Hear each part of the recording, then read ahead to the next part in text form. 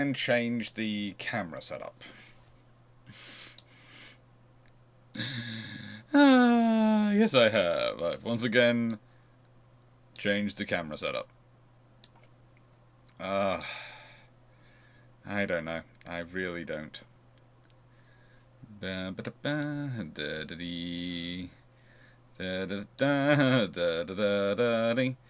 have that as to live chat and timestamp setting. That's good. Hello, everyone.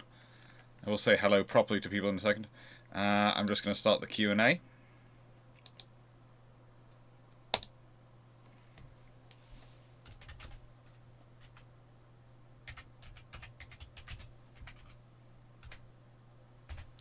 Also, if I have set things up correctly, he says, if I have.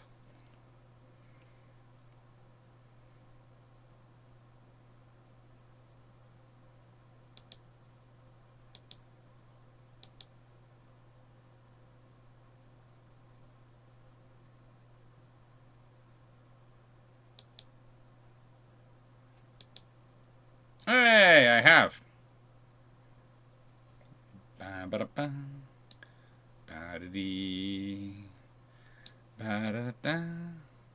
I don't want it that small. I do not want it that small.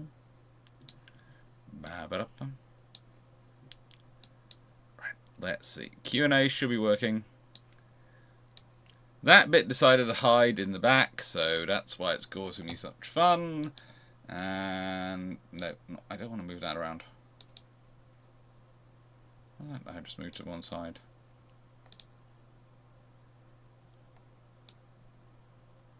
No. I want to move me. Hello. So yeah, hello. Right, I'm going to cut off a section of me because that makes life easiest. Hello everyone, how are we all doing? Actually, it doesn't make life easiest. What would make life easiest is if I stuck this over here and this. No.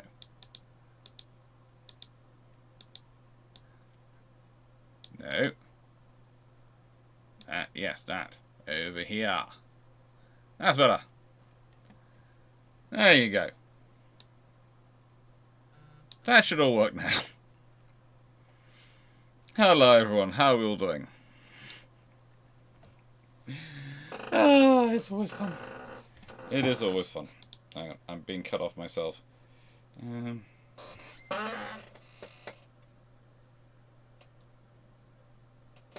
we go, that's better.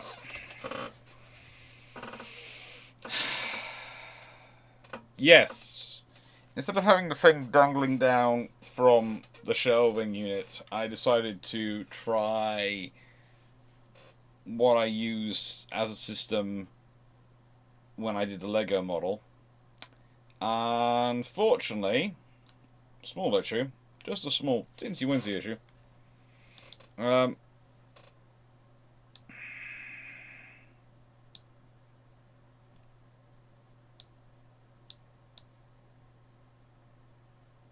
Really not that much of an issue at all. But it means that I have this going up in the middle between my legs. So we might work on that one. But no. How are we all? How goes the world? I can, though,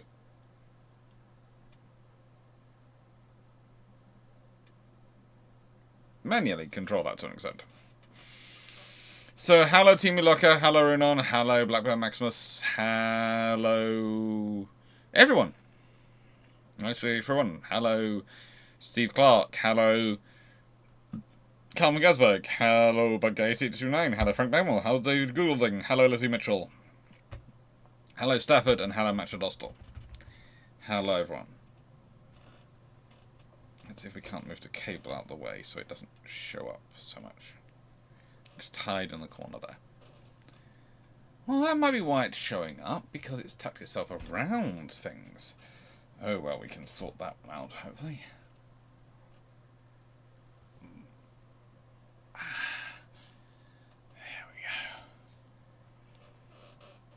we go. Okay, now I have a second, but if I do that...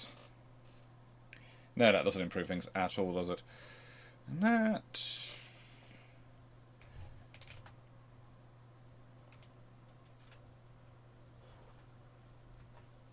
Ah.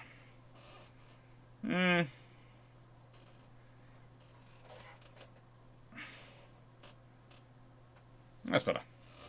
Slightly better. That's slightly less annoying to me. Don't worry, I'm running late as well.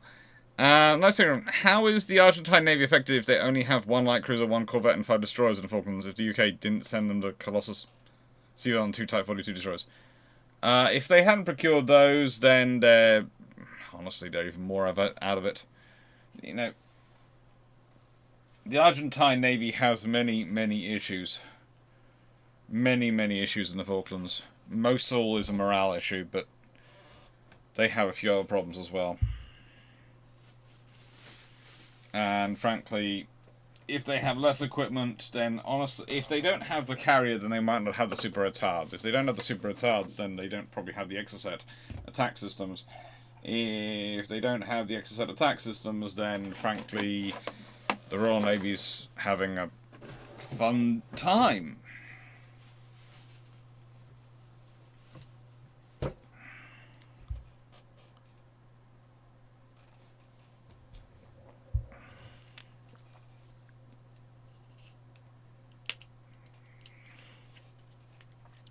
They got him. Dr. Clarke, how is Mum and Sister doing in the FRAs? They're all okay. Not brilliant, but they're okay.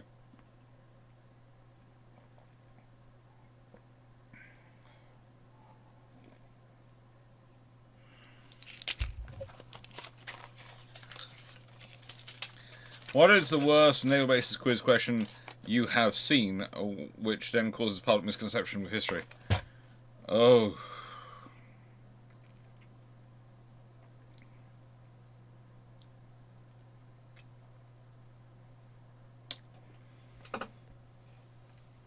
Okay, there was one which was put out, which was all about the recent war. And what they were doing was they were doing it from the perspective of someone writing in the 1820s. So, of course, the recent war was the Napoleonic Wars. And they were sort of writing about the big war.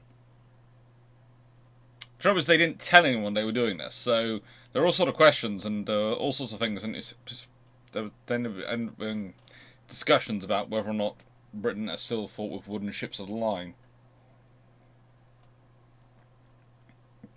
And why we sailed HMS Victory when the US Navy had an aircraft carrier.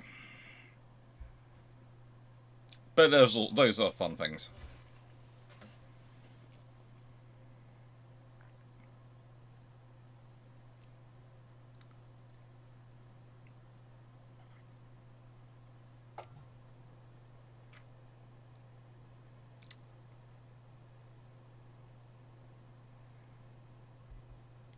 Slowly getting there, yes, slowly.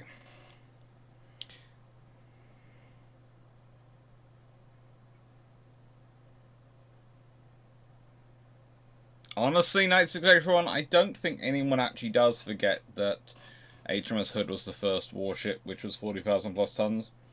It's just they prefer to talk about other ships. And at a certain point, you also have the thing that in your article, when you're writing about stuff, you have to consider the perspective of the article. Because you don't mention these ships in every article. You don't mention every other ship.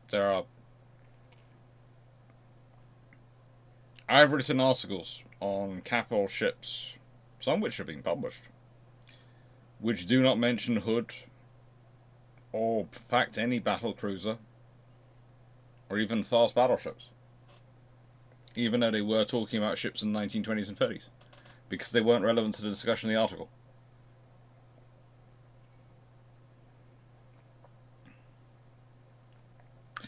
If the RN got the budget in the early 90s to copy and then build 12 Arleigh-Burke destroyers, could they modify the design to lower recruitment rounds, and how would they perform? Okay, so if the RN took on the American-style Arleigh-Burkes, basically, you'd have to do a massive amount of work on them. So you'd basically be building a Type 45 on Arleigh-Burke scale with an SBY Aegis system. And there are attractions to that, but the thing is that then means British and to an extent European radar systems don't get any investment in that period, which means that that industrial base probably goes away, and you have problems. So yeah, it's a case of you can do it. You can do it. You could modify the design to have lower crew requirements by just including more automation, going with British crewing standards, and changing some of the systems around. But you'd be basically building a new ship anyway. So basically, be a Type 45 in Arleigh Burke clothing. Robert Dennett.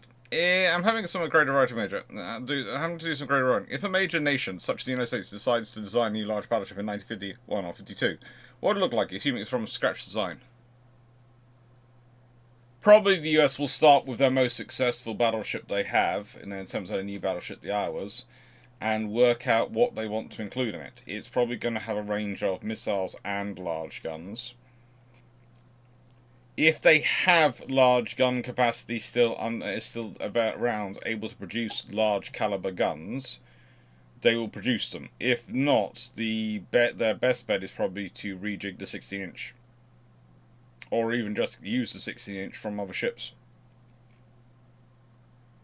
So it could well be 16-inch 50s overall again, and triple turrets, but you'd probably be looking at something which might have a helicopter facilities included in it. It would probably have to be fast to keep up the carriers at a time, provide carrier escort. So you'd have to be basing it pretty much off the Iowas as a design, but you'd want it to also be fitted to carry the next generation of systems, which are going to be missiles. So you'd want adaptable magazines. On the surface, it would probably look very much like an Iowa. Internally, it would be very different.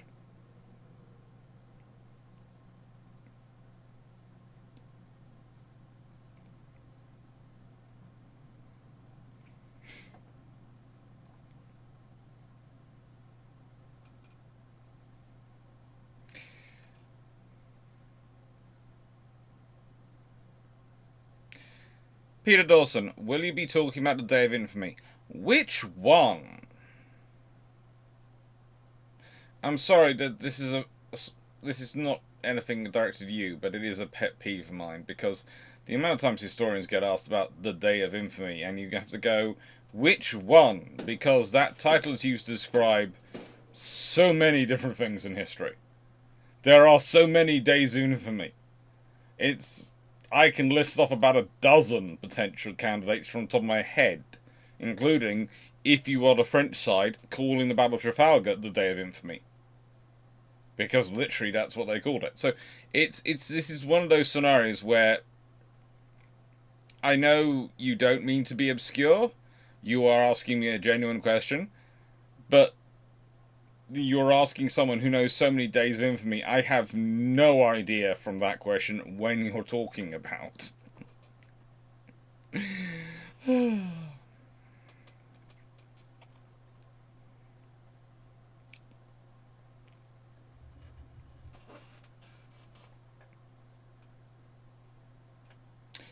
See what? Worst naval base fact quoted by a national British newspaper since World War II.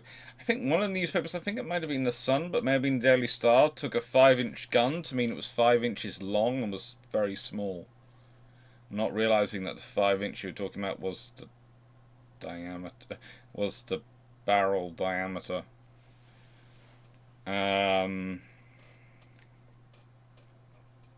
Yeah, the basically Steve Clarke's infamy. They've all got to infamy. This is the trouble, and it's one of the things. It's like I had another question. It wasn't on this live. It was on another thing I was doing, where someone kept going, well, you know, we're here today on this day. You should be really talking about the Day of Glory, not the topic you're talking about. And I was sitting there going, oh, what was it? It was the glorious 1st of June.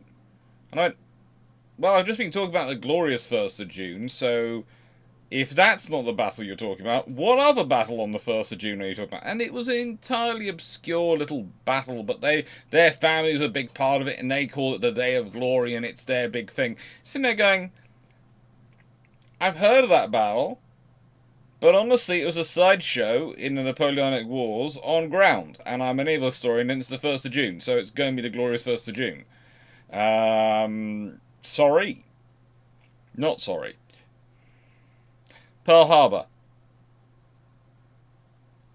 Yeah. Okay, yes, that is one of the many days of infamy. But that's not today, that's the 7th of December.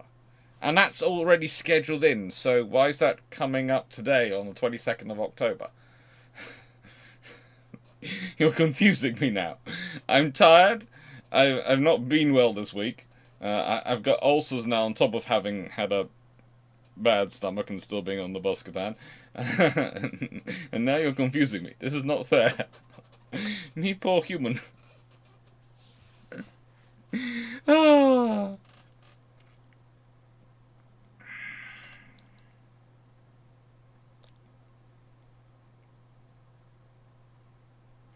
Bonus, how do you see the RA and the President day forward and developing the service ships, and what would you do if you were able to?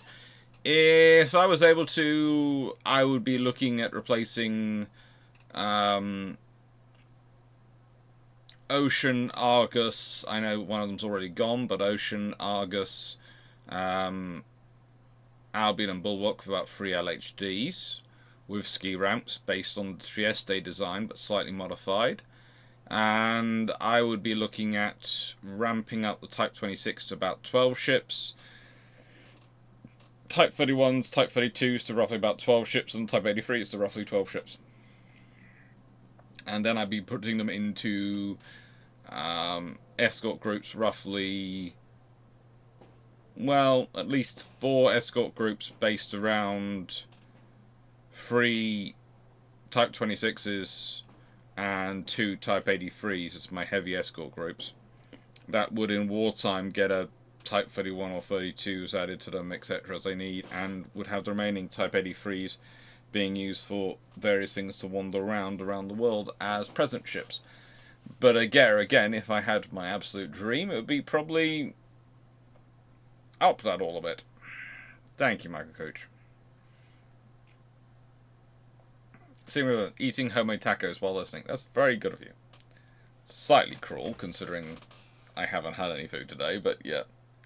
It's good of you.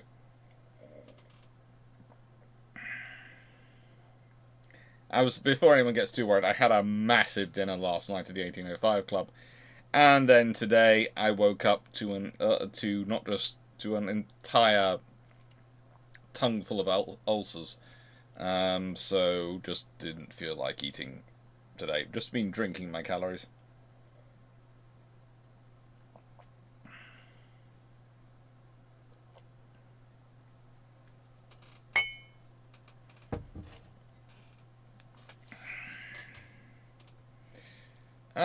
Backmasters, could the UK have used the rebuilding of the RN after World War II to stimulate the economy from 1945 to the late 50s?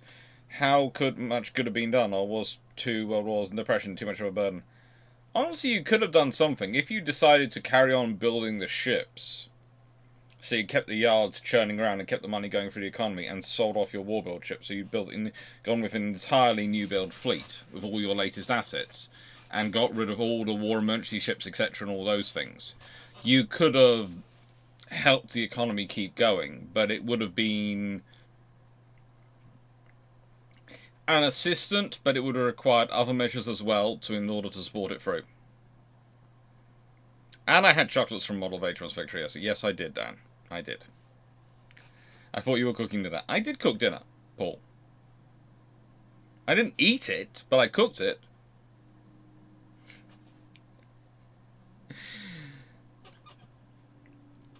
I mean, the family needed it cooked for them, so I cooked it for them, but that doesn't mean I ate it.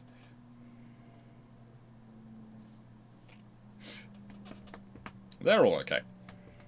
Something there. What modern innovation now standard ships would you add to a ship line or frigate so improve the crew comfort and living conditions of the crew while not hindering fighting ability? Antibiotics are a given and not the answer. Ooh.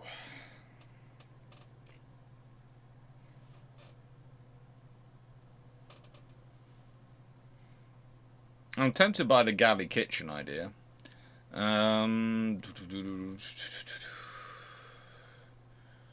Put on an Age of Sail ship from modern ships.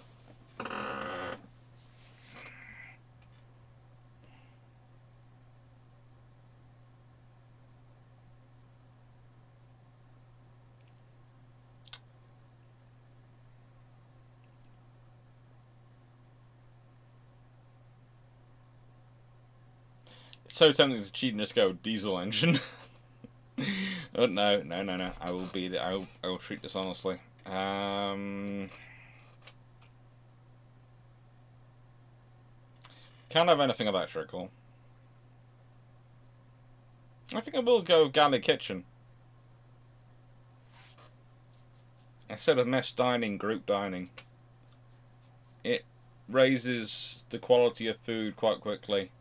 It professionalizes the cooks aboard, and it's a real sanitary and sanitation assistance. And yeah, it's important.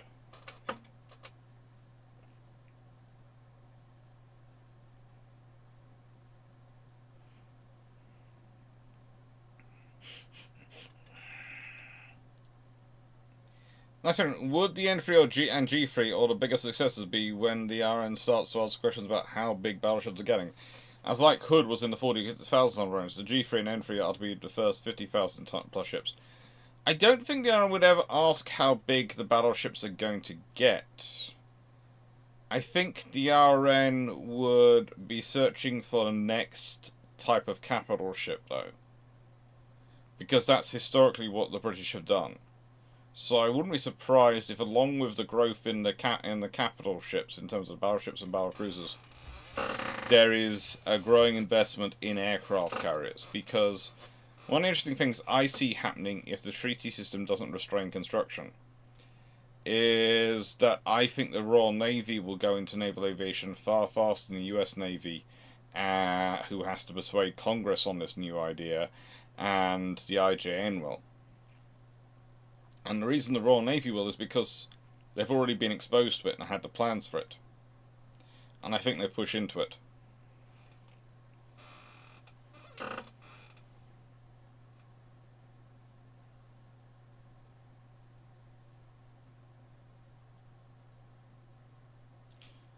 Now, well done. When I was researching exploring for design, I played around with the AI. It kept trying to suggest they'd replace the secondary 5s with 6 inches from the Worcester class, even with the issues. Probably would, but it'd be an evolved version of that 6-inch. Because the 6-inch does represent an advantage for the capital ships as it's more powerful. But you have to be properly able to support that. There again, on a battleship, you're going to have a lot more space to do that than a cruiser.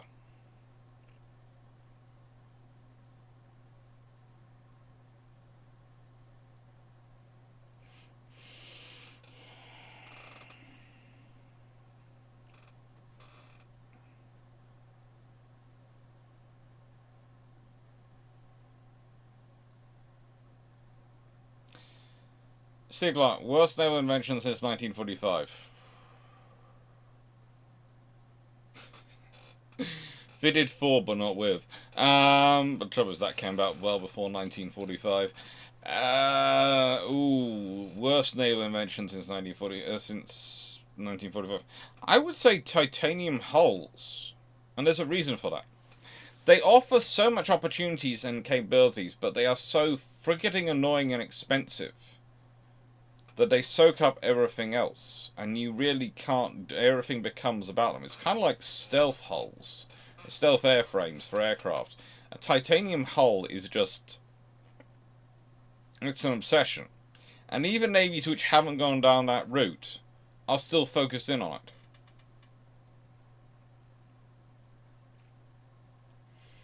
So before I do the Albonian question, Knight 681, I'm not ignoring your question, it's just you've given me more of a statement on the question, which is, it could be argued that Hood being the first 40,000 plus ton and 1850 plus warship meant the fatal unforeseen design flaw that killed the hub was the result of the RN heading into the unknown. It can be argued that. It's not very successful to argue that, because honestly she's only got a couple of changes from other designs, and honestly the RN's not that stupid. but the RN was designing her for the realities of really 1910s, 1920s warfare, and they hadn't managed to modernise her to suit late 1930s, early 1940s warfare, and that's when she comes a cropper. Can you expand? Oh, the whole quite a lot of sloops are fitted for, not with, and quite a lot of other vessels are fitted for, not with pre-1945. In fact, if you go to the Victorian navies, they're always landing guns and things to support shore parties, which means they're often fitted for but not with.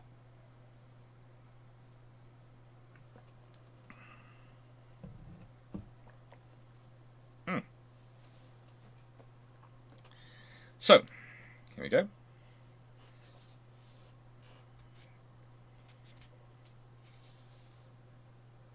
Searching Clarke guerrillas. The Germans actually provide their own pictures of them doing silly things.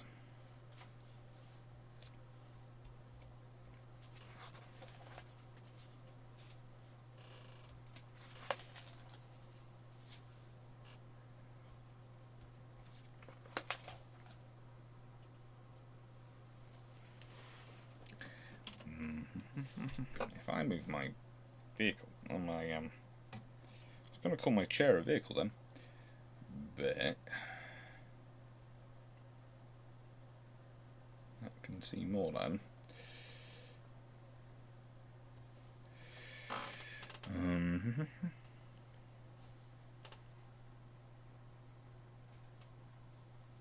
Canadians on the move.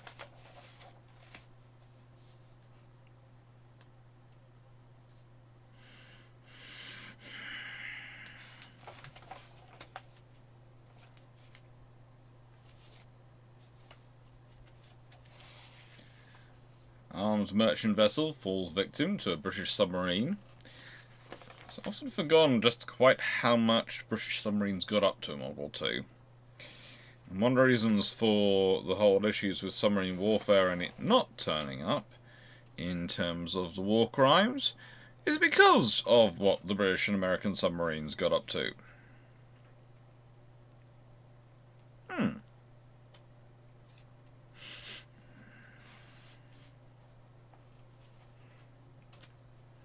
Hamburg after the big blitz. Oh, war over the sea.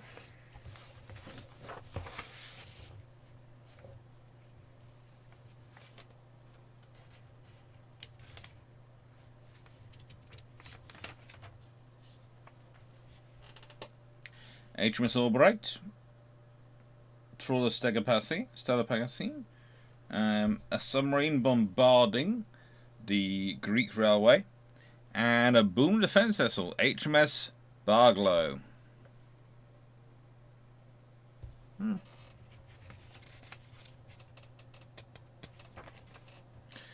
that is my hand keep hitting it. I do apologise. General MacArthur in New Guinea.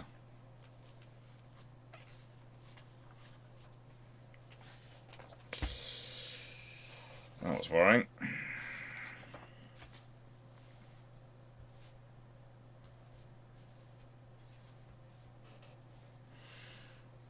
Question 5, question 5, the Albanian question. Which SSM and SAM would be a double agent cell to a navy? You have to nominate the worst system ship which it seems to reasonable. Ooh.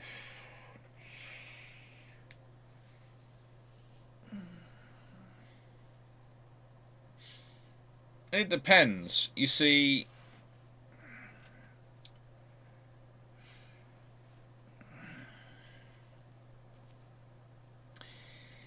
if you're nominating for a nation which doesn't have the necessary infrastructure and wherewithal to maintain something, you can actually nominate a very good system, but it'll soon sap their strength. I.e., you can nominate Aegis as both the SSM and SAM system, because you can use Aegis technically as an attack missile. But the thing is, it requires a lot of maintenance and a lot of infrastructure to support it, so it's good, but it's going to destroy them. Whereas you could also nominate some of the Soviet systems in contrast, and they are on paper, and as we've seen from certain operations, not as good, but they require slightly less maintenance. They do still require maintenance and repair and upgrade, but they require slightly less. So if you've got less industry and infrastructure for maintenance, they are actually necessarily the better course to go, even though they're the less effective system. So it's, it depends on what your infrastructure maintenance budget is and whether or not you can import skills. Why is there a person at the cars?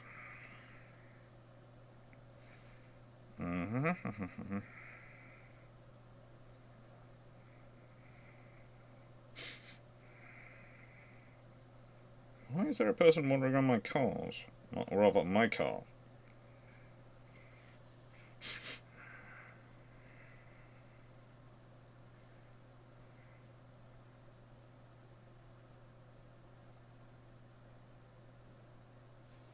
Sorry, I'm being nosy.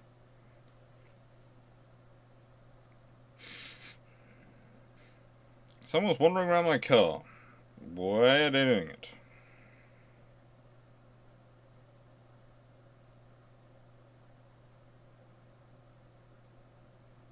They've left now, but they were wandering around my car. Ring doorbells are fun.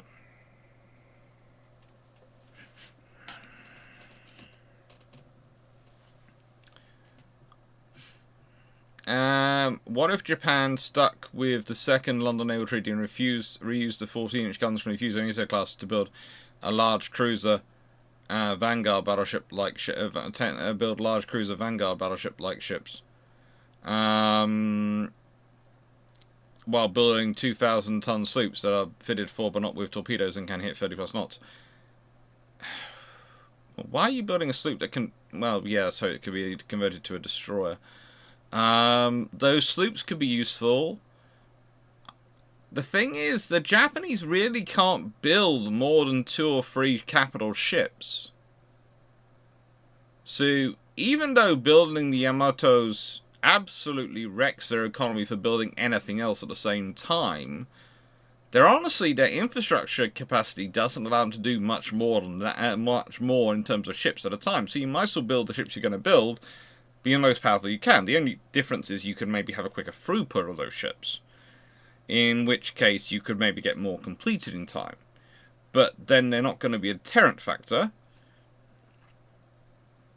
But there again, if Japan signs up to the Second London Treaty, it probably keeps everyone else as part of the Second London Treaty, which might buy them time to do other things.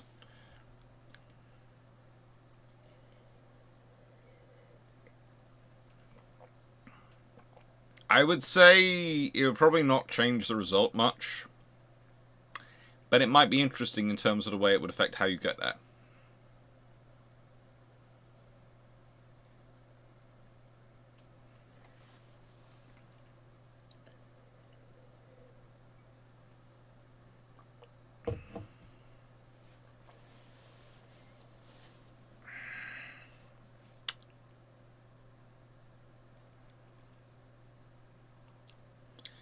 So, what's the biggest naval aircraft the Malta class could carry, if built, could handle?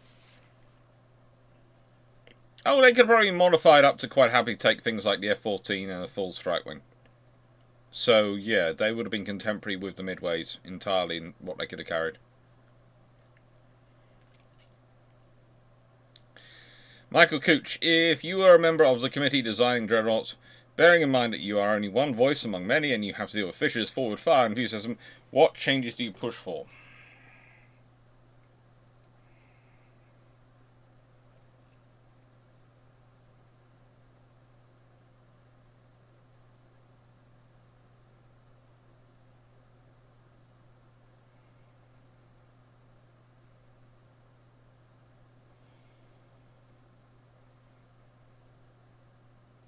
What changes do I push for? I have to deal with Fisher still. So he's still going to want everything done as quickly as possible. Okay. So realizing that the turrets used are not going to be any better than they were originally, and so they're going to have problems with it, I'm going to push for super firing, because that'll get the super firing problems fixed earlier in British turret designs, because the sooner you find out out, things get better, things can be improved, and things were improved. And I'm probably going to push for it to have better, higher speed and slightly heavier armor. So I think I'm going to push for it to be a 24 knot, not a 21 knot ship. That wouldn't be too. That would certainly not be impossible. The technology available at the time. As honestly, if you take it up to 27,000 horsepower, you can probably get it there. If you can get it up to 30,000 horsepower, you can definitely probably get it there. And yeah, to do that, I need to get the boilers up a pressure. But if I can put all that technology is off the shelf and available, it's just not immediately grabbed.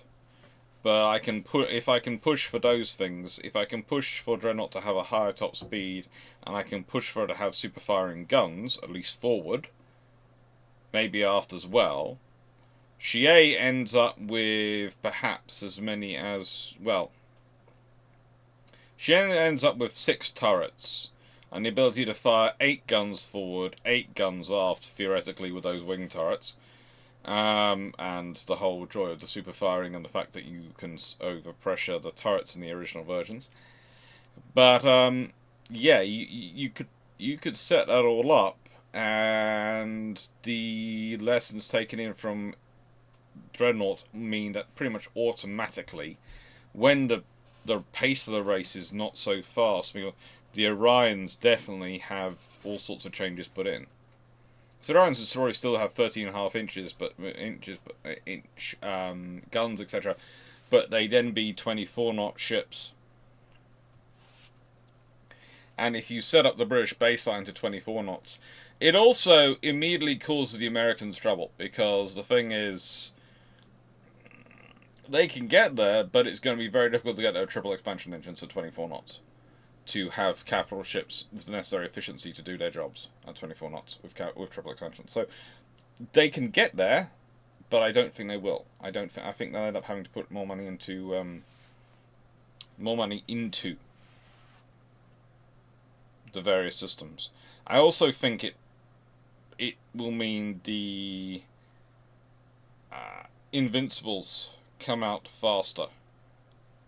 Not sure how much faster. But if Dreadnought's a 24 knot ship, I do not see the Invincibles being less than 28 knots.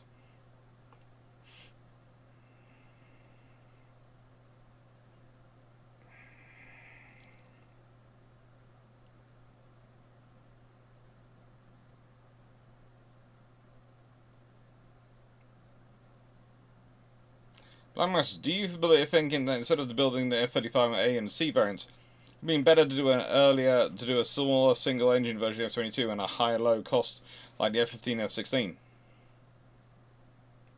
The F-15 and F-16 couldn't be more different if you tried.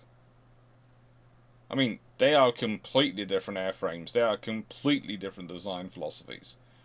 They are completely different structures. As for an F-22, that is one of the aircraft I would single-handedly prefer not to adapt for carrier operations, because you'd have to rebuild everything. Because everything is so complicated. The F-22 is a great fighter air supremacy aircraft. That the Americans also fitted out to do some strike roles, but really wasn't designed for that. It really is an air supremacy aircraft. It is about getting you supremacy of the air. F-35 is a strike aircraft. It's called a fighter, and it is able to do fighting, but it is basically a bomber.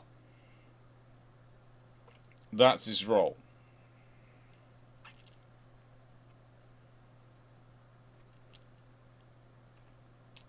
Was the building of Argus the Iron starting to search for the next capital ship? I wouldn't say the building of Argus was that, but I would say certainly some of the work done on Hermes and Furious and other things is them looking into it. Steve Clarke, so in pure terms of cost-benefit analysis, which 3 ship classes would you advise each major navy, Germany, Italy, Japan, Royal Navy, US, and Soviets, to consider When?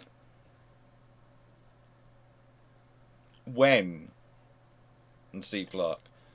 Because if you're asking for that in the 1950s, it's a different answer to the 1970s, it's a different answer to the 1990s. And it's a very different answer in the 1930s.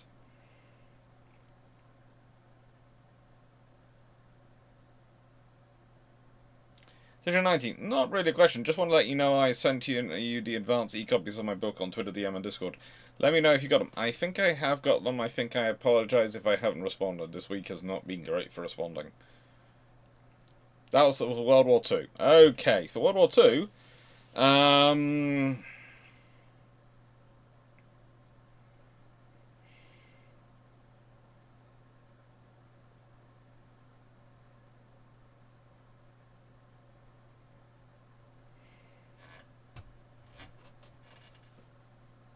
which three classes would you advise each major navy to concentrate on? I think in terms of cost-benefit analysis, in terms of ship classes, I'd say all of them need to concentrate on torpedo boats, and it's just surface ships rather than submarines as well. Because there's submarines, that's an interesting question. I would say this could be an entire video. So quickly, bearing in mind to actually give this fully would be an entire video. Germany, three classes. They need to concentrate on destroyers. They just need to be building destroyers, a lot of them. Scharnhorst and the Graf Zeppelin. As much as I don't like that the helicopter's the best aircraft carrier, it's the best they've got. In terms of the Italian Navy, they're doing pretty well. They need to probably concentrate on the Captain, whatever, Roman. I forget the the light cruiser, and actually produce a lot of them. They need to probably get Littorios and make sure they've got enough of those in service. Finish the final two would be a good one. And a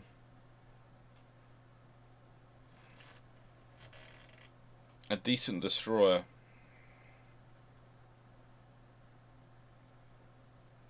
Japan.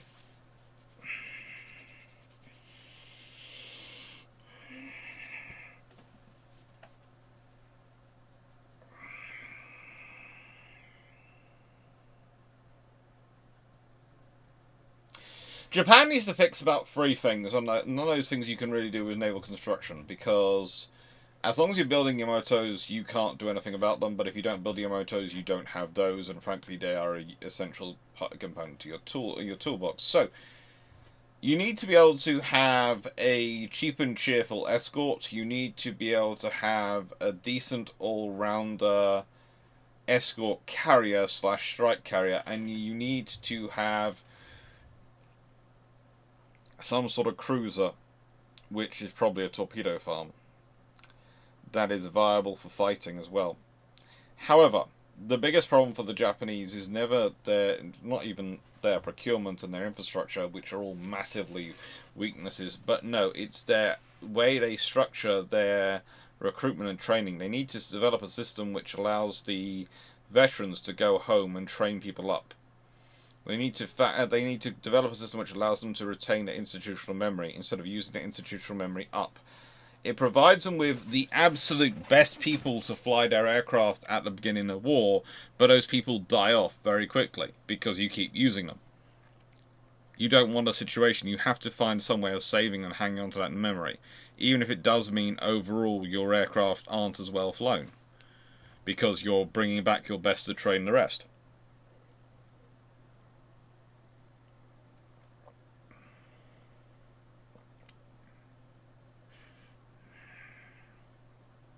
Calvin Guzman, in the alternate history of a superfiring 24-knot dreadnought, how do the Italians and Austro-Hungarian dreadnoughts look like? Probably there'll be responses to it, so the Italians will probably be delayed while they are trying to work out if the Dante Alighieri can be made to go 24 knots. And the Austro-Hungarians are probably going, oh, sugar. I'm probably thinking about the same.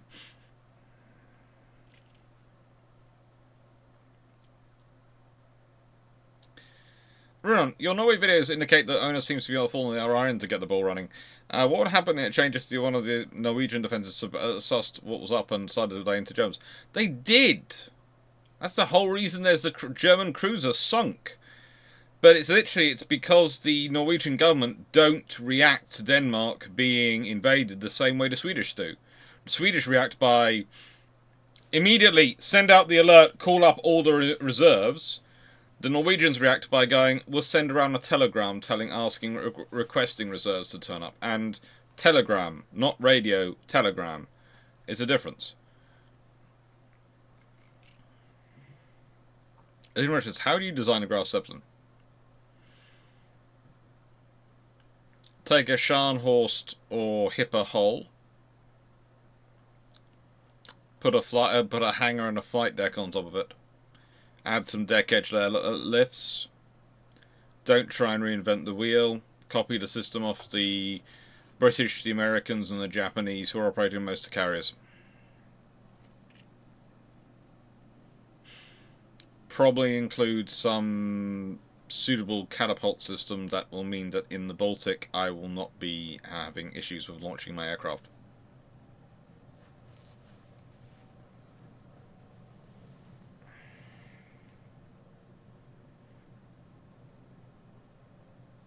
Nice one. Would I be right to think the RN British Army would work on how to make their new Apache Guardians operate off the carriers? I think they've already been designed to be able to operate off the carriers for the Royal Navy. I think that's already been designed into it. That's a factor into the British scenario.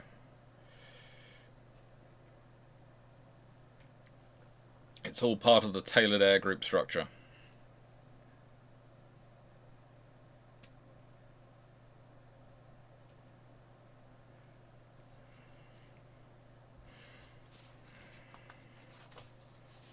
Mr. Churchill visiting Canada.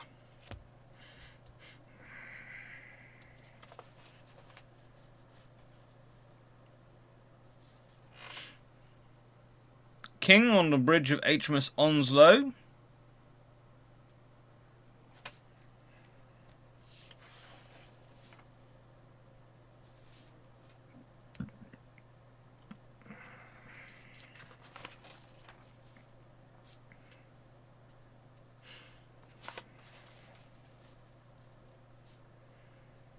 Beaufort doing well.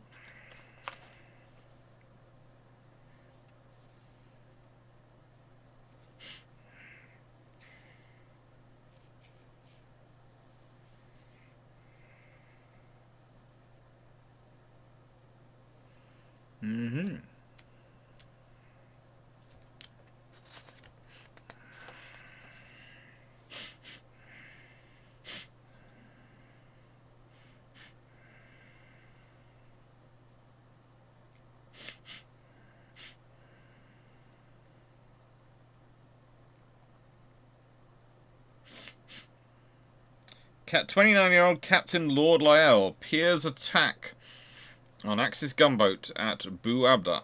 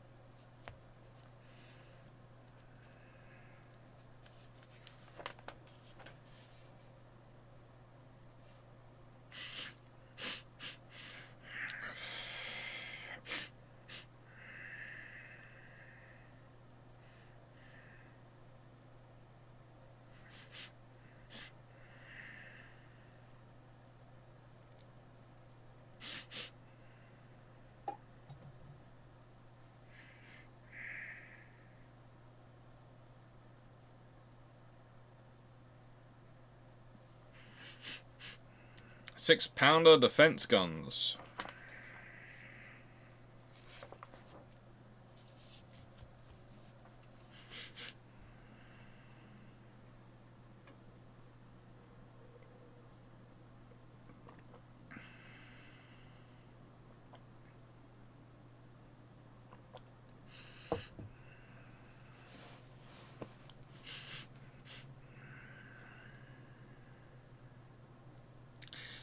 Do you think the Germans in lead up to World War II could have brought the designs of 16-inch guns from either the US or Japan instead of going for 15-inch guns?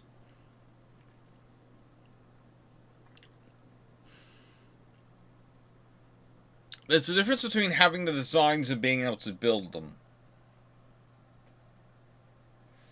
Germany has lots of designs. Excuse me. They have lots of designs. Excuse me, just going to wipe my hands. The actual ability to build them, that's a different thing. And that's what limits them to the 15-inch guns. Their ability to construct them.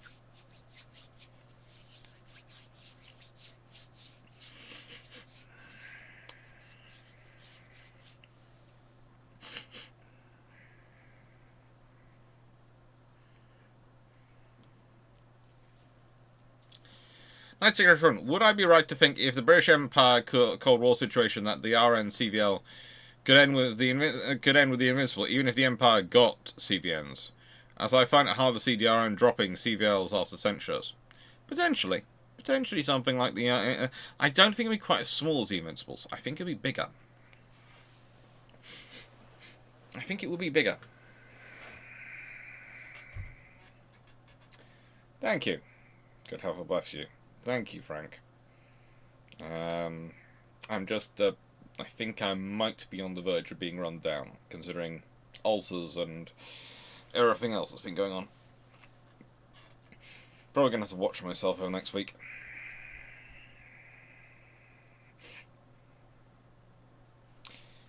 How would the RN have developed differently if they had retained a 200-year lease in Hong Kong, Singapore, and always found in... well... They've still got the base in Singapore. The thing is, they haven't got Singapore. Singapore is its own independent country. The base in India, Colombo, Trimcolley, Bombay, etc. I think they'd be more of an issue. Especially considering how Portugal dealt with how Portugal was treated. I just gonna get some eyebrow.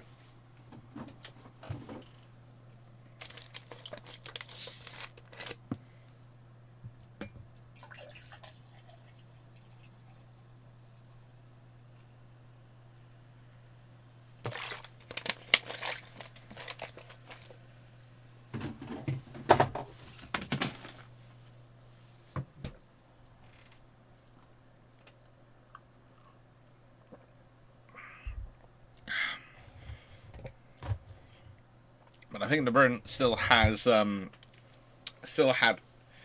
lease on Hong Kong. Then I'd see things going very interesting, and probably a Queen Elizabeth class would have been visiting Hong Kong on a regular basis with Task Group.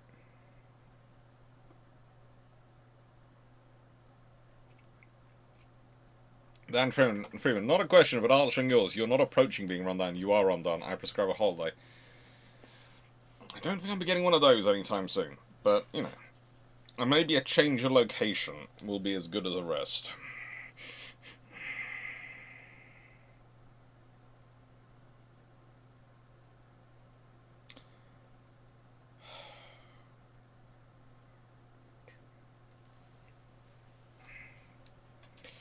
Michael Cooch, you can't... Oh, frigate. So I've asked the same question twice. It managed to got through into the system twice. Because I just did a copy and paste. Let me see. Thank you for telling me that, Michael. That's... Sorry. Please note, not annoyed with you, annoyed with myself, because it got through. Oh, let's go see. I have to delete it and restart the whole thing. And just reload the whole thing. So that's what I have to do in that scenario. Patreon doesn't have an edit button when it comes to these things. And yeah.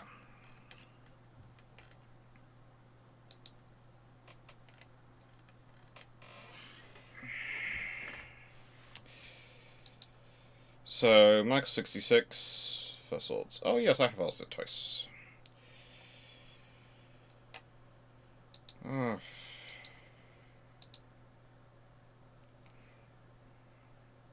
Let's see. Can I do no, I can't change the poll.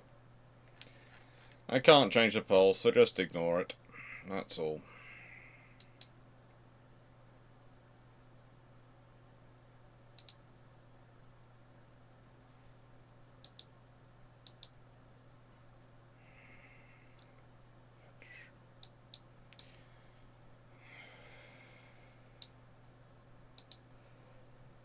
Oh.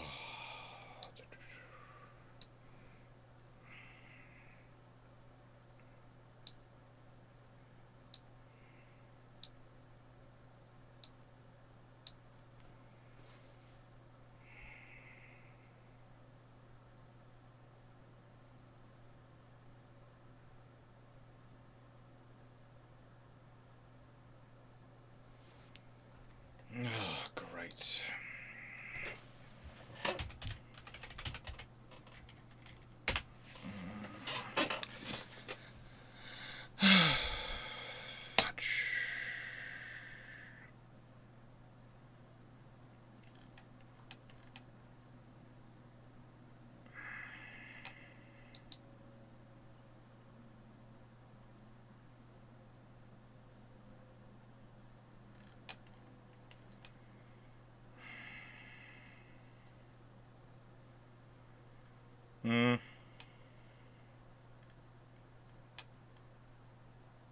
Once.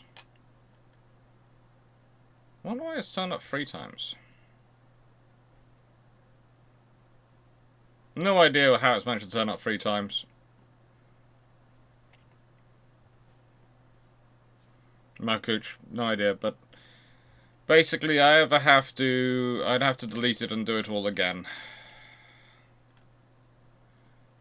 I guess that's what I'll have to do then.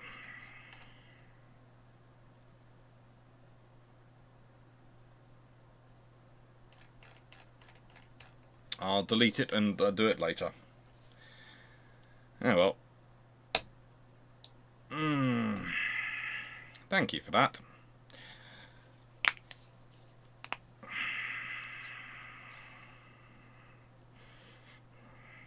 Brooke, I finished reading Tribal's Battles and Darings last week. Kinda wish I had read it before I read my own books. I ended up reinventing the Tribal in my Fayette County class destroyers. It happens.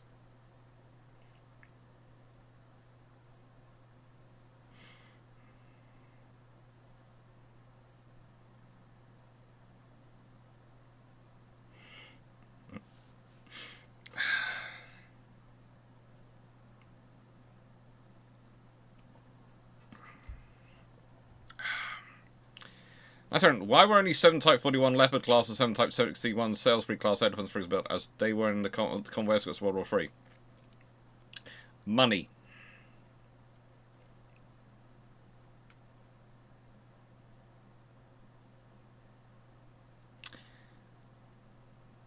No worries, Michael.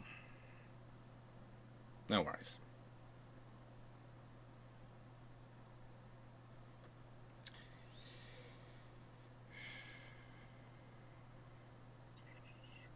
Steve Clarke, many of us don't have the metallurgical background to understand the manufacture of large naval guns or armor plate because they are not made now.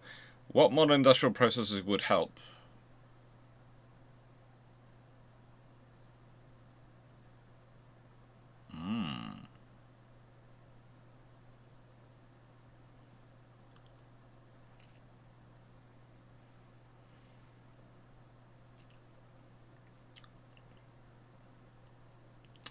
That thickness of steel, you see, we don't have anything like that now.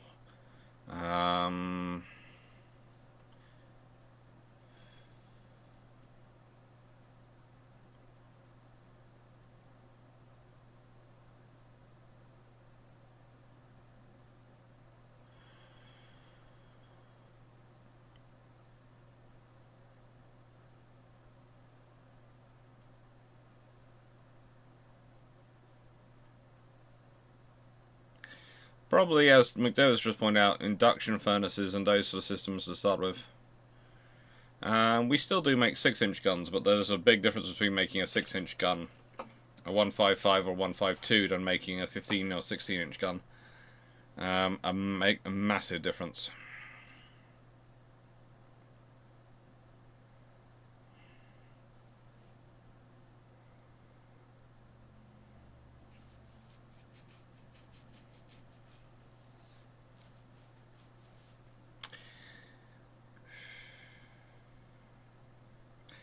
And I don't. We have computer testing, but we have no data to build that computer testing from. This is the trouble. It's garbage in, garbage out. You don't have the data points relevant for computer testing. You need to do it before you could actually develop. Because you think about the computer testing we use today, that's all developed from processes we already have in existence. So that isn't going to have that point. As for the improved metallurgy, our metallurgy hasn't been working on those areas. Again, that's the point. If we've not been developing that area, in fact, in many ways, we've probably regressed in terms of that style of armor and that style of capability and that thickness of metal. So that's a factor. You know, the latest armor used for tanks, etc., is not the same metallurgical pathway as we were going on with ship armor. It just isn't. And to an extent, some of that information has been lost, and some of that knowledge, that culture, especially the cultural memory and the institutional memories that went into the creation of those processes, has been lost. So whilst we could rebuild it if you're prepared to put in the money and the time and the effort, it is not going to be cheap or quick. And a lot of the processes we have today are not going to be transposable over to it because they do not deal with that size of scale.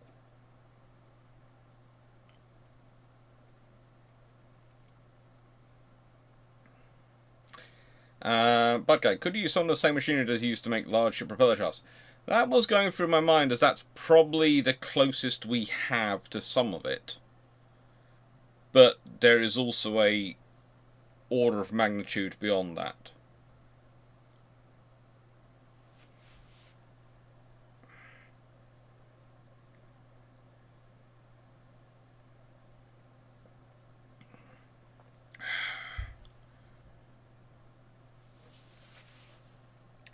Vision, what about railway steel yards? They can be pretty hefty, £150 per square yard.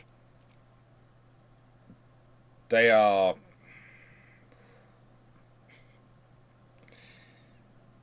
merely a beginning, nowhere near the end.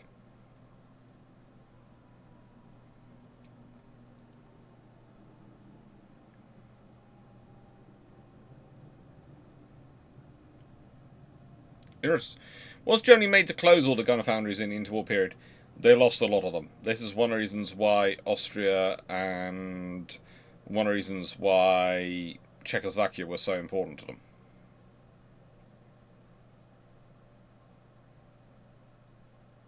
That's it. Why do we know so little about the careers of the Volksmarines Clarke class minesweepers? Honestly, because even people like me only have to be reminded that they actually existed.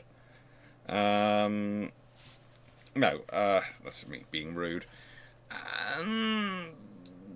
Basically, make sure I get the spelling right. Oh, so I'm going off the right one. Go to notes.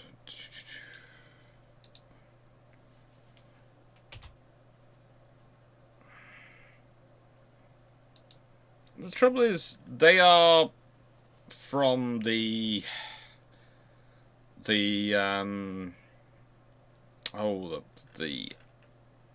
communist portion, Germany, aren't they? They're from that section.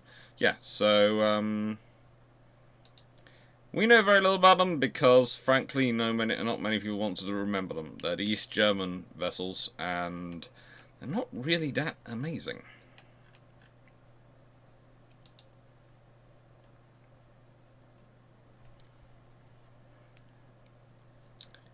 Realistically, how many Type 41 Leopard 1 class and Type 61 Salisbury class air defense frigates should have been built?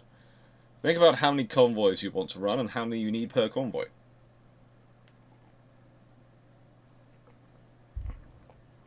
And that'll tell you roughly the number you need to build.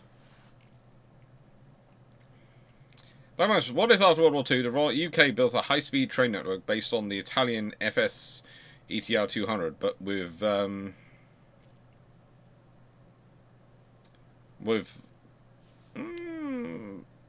presuming that's the interesting type of bogey, but it's right behind the heart. Jacob's bogies, yes. While rebuilding the Royal Navy. That would certainly be a good step in the right direction. You'd probably need to do a lot of infrastructure work. You'd also need to build highways. You'd want to be building a national power grid. You'd want to be building all sorts of things to set it up and get it working.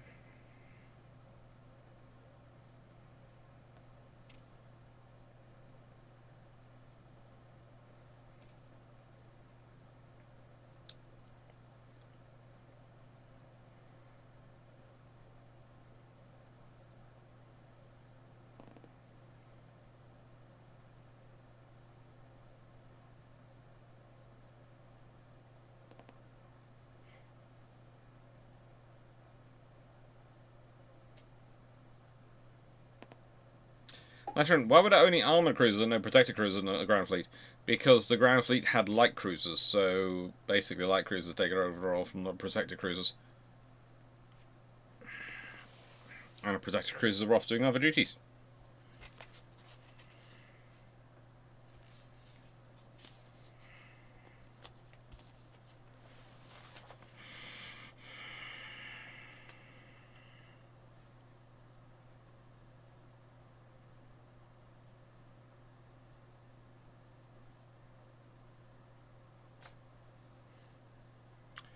Here we go. Sunset Vigil, Northern Waters. HMS King George V class. A ship of the HMS King George V class. So I'm thinking it might be Duke of York and destroyers keeping watch. Considering the year this is from.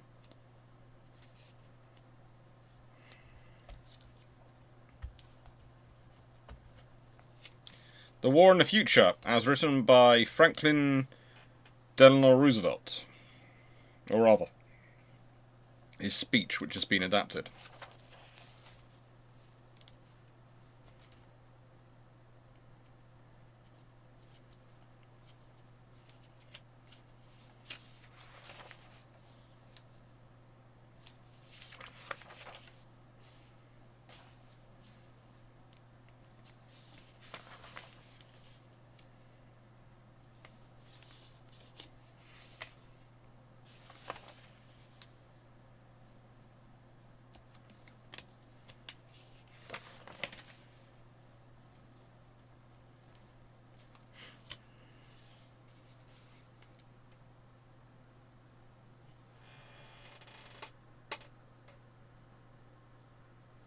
Ah, Flary. I thought it said fleet for a second there.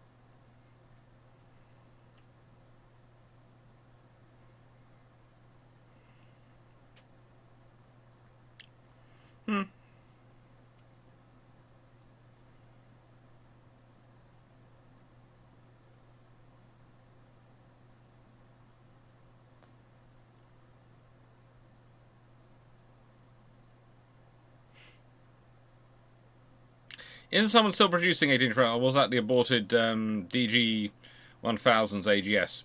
Yep.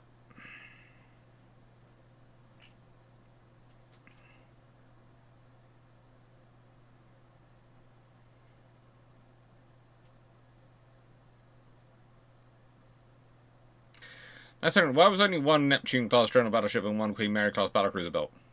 Because they were stepping stone classes. If you notice, the RN makes roughly 3 changes per class. You build one, you make 3 changes, you build the next one. It's a very conservative approach to moving the force forward.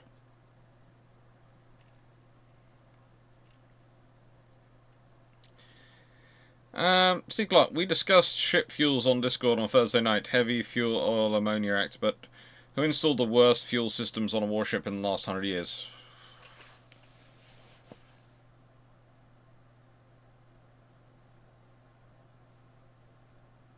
Again, you have to clarify what you mean by worst. Do you mean worse as in the most toxic? That's debatable. Do you mean worse in terms of the fuel, or toxic in terms of the system? In which case, it's also debatable. There are systems which actively which make you sick, and there are systems which will give out toxins which will kill you longer term. Pretty much, honestly, the worst fuel system you have to think about are going to be some of the reactors installed in Soviet and other submarines in the early days, because they were really, really nasty to their crews. The Western ones weren't much better, but they were just about better enough that I'm going to classify them slightly differentially. But yeah, some of those nuclear submarines, oh good lord, if anyone survived, it was a surprise.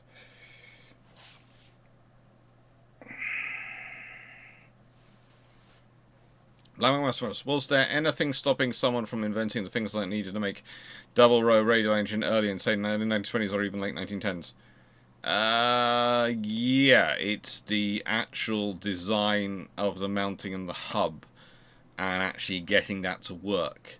That's a lot of effort and a lot of incremental development that goes into creating that. So you're talking about something which you could have probably got in the early 1930s, but I doubt you get much before then. Hi, Wayne.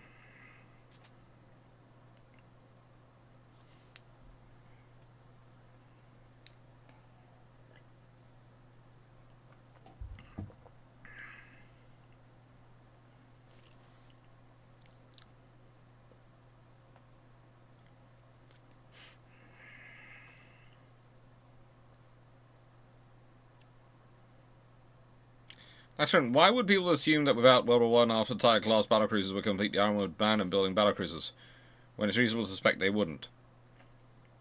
Because some people like to have grand ideas. And also because you could argue, well, you know, the Queen Elizabeth class shows the Irons moving towards fast battleships. The Queen Elizabeth class fails to get to 25 knots, which shows the British are trying for that, but it's not quite there yet. So, tech-wise, not there. So I'd see at least another generation of battlecruisers turning up. I am not sure if it would be a generation after that if there's still peace. Because then some would try fast battleships again in that generation. And if they get them to work and they're fast enough, then the fast battleship can solve a lot of problems for the British.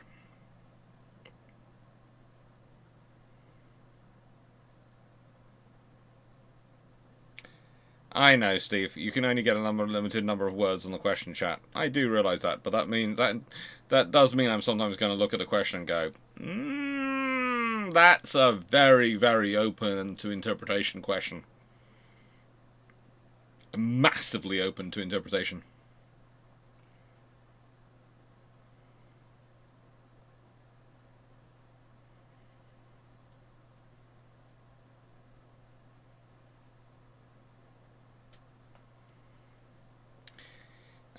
When in the Age of Sail did the armed merchant frigate, English galleon, American brigantine, and Portuguese galleon, Federal Freemaster, and old frigate become outdated? Okay, so here is the thing. Nice cigarette for one. There are still odd ships taking part in the wars in the Baltic and various other parts of the world for a long, long time. In fact, there are still odd ships taking part in actions when there are steamships in the world. So I would say from all that list, you've got a lot of things to discuss. That is a very, very long question. And none of those have really firm years. Some of them don't even have firm decades. They have changing roles until eventually their roles change to so secondary and they're no longer valuable in any. They're no longer cost-benefit analysis worthwhile investing in. But that can be a process of decades, even centuries. See, Clarke. So, okay, most toxic and most inefficient, excluding nuclear power. You've got some very, very interesting engines put aboard merchant ships by I think is it the Russians who built them themselves, or is it? I think they're still technically part of they're still technically Soviet Union Russia at that time, but they're not Soviet Union Russia in modern geography. But the yards that built them and some of the heavy fuel oil stuff. Oh, good lord! My dad remembers. He used to give me talks about some of the ships he went round and surveyed, and some of them he was honestly looking at the engines and going, "That engine's eating itself." It has such thick and fuel oil.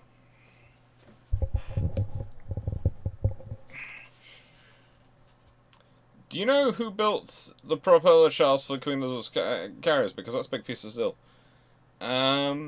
Yeah, they were built. Where were they built? I have a friend who worked on them, so I should remember. What's the name of that company?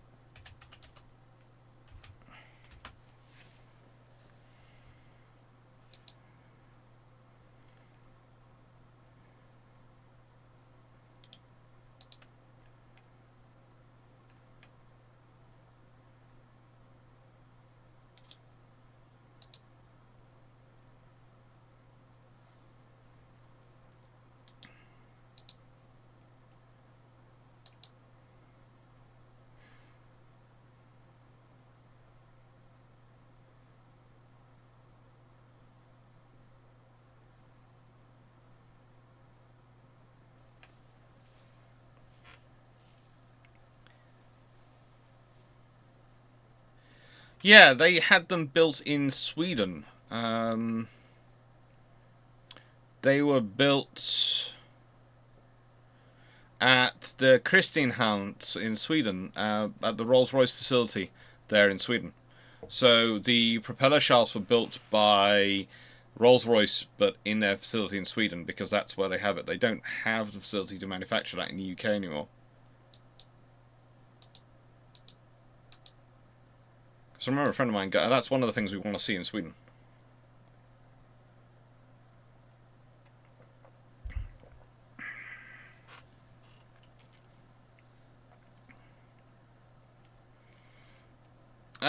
Maximus, what if the Queen Elizabeth having built with small tube boilers to hit 20 knots, with 3 triple 15-inch 42 guns in hour allowed, with more weight? The R-Class would not be built with 4 triples. Sorry, the R-Class are the cheap version of the Queen Elizabeth. They might... What I could see happening is if the Queen Elizabeth class are built with 4 triples, which they could be, and 28 knots, because they're the all-out ones. The R-Class are either built with 4 triples and able to do 22 knots, or are built with 3 triples and able to do 28 knots. The Britain would go with one or the other. They'd either cut a gun and preserve the speed, and go, we still have 9 guns, so we're still fine on the broadside, or would cut the speed and preserve the broadside. They would not do both. So the R's are always going to be the mass ship, the volume ship. So the R's are always going to be not as good as the Queens. So they're never going to. They're either going to not have the same speed or not have the same firepower. They're not going to have greater firepower than the Queens. Just doesn't work that way. It just would never work that way.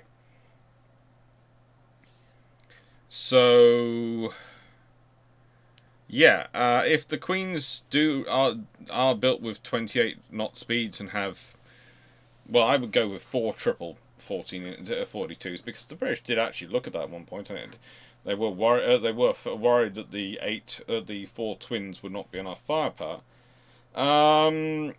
That changes the world quite dramatically, because at which point the Germans not only need to develop a 15-inch gun, they need a triple turret, which they are working on, but they don't have yet in service.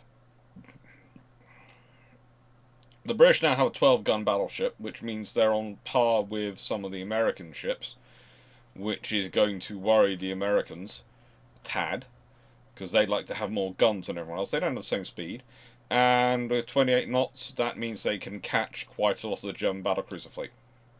In fact, there's a lot of the German battlecruiser fleet which they can outrun. At which point, you've basically wiped out the German battlecruiser force as a viable force, because the Germans, remember, don't build their build their battlecruisers, but they always build on the idea that could need to have to back up the battle fleet, which means you can't build them as fast as the British can, because the British don't build theirs to fight in the battle line.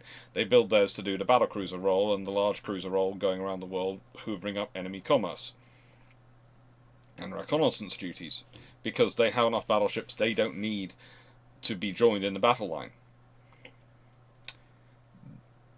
So the Germans build theirs heavier, but their ships are, more heavy and more armoured, but they do that because they're supposed to be able to participate in the battle line. So basically, you build a 28 knot 15-inch gun Queen Elizabeth class. It doesn't matter what the R's that come afterwards. You just erase the entire German battlecruiser force, and you've pretty much erased quite a large portion of the world's investment in dreadnoughts, because suddenly there is a ship which can go toe to toe with pretty much any other dreadnought any dreadnought in a fight in the world, and not only dictate range but trade blows with it quite happily in terms of armor.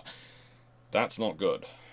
That's basically another dreadnought moment, which is what the British were, in a way, seeking to do in, again, a very conservative way. And the thing is, the British just get more and more conservative when you consider the difference between the dreadnoughts, the Queen Elizabeth class, and all the other vessels.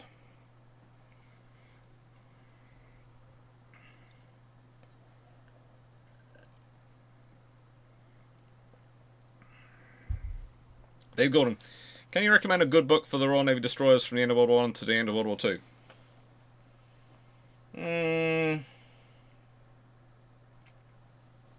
Norman Freeman's book is okay. It's a good book. It's a good starting point. Why would I be less keen on it? Because it's a very heavy tome, and therefore it's not something I would recommend as a good introduction. It's a good, you already know a bit, you can go into it and you can read it all. There isn't really a good one. It needs to be written. The Norman Freeman's probably the best, and it's a good technical guide, it's good information, yeah. Sorry, when did the Royal Navy start looking for its new cruiser type, aka the light and heavy cruiser? They never stopped looking at cruiser types.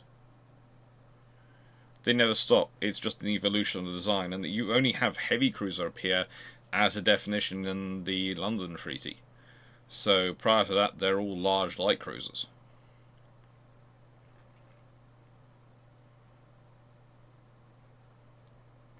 No, sorry, would it be accurate to say Type 21 was to replace Type 81 and Type 22 was to replace the Type 12 and all that series and Type 14?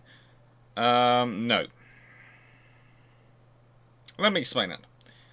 Basically, the Type 81 wasn't being replaced. The Type 21 was to build up, to maintain frigate numbers. They found someone who was actually building it, had an independent design, and they just went, build them, because it's available, and your yard is available, so build some. And honestly, the Type 22 is probably replacing the more advanced frigates, and the Type 12s are supposed to be replaced by the Type 23s.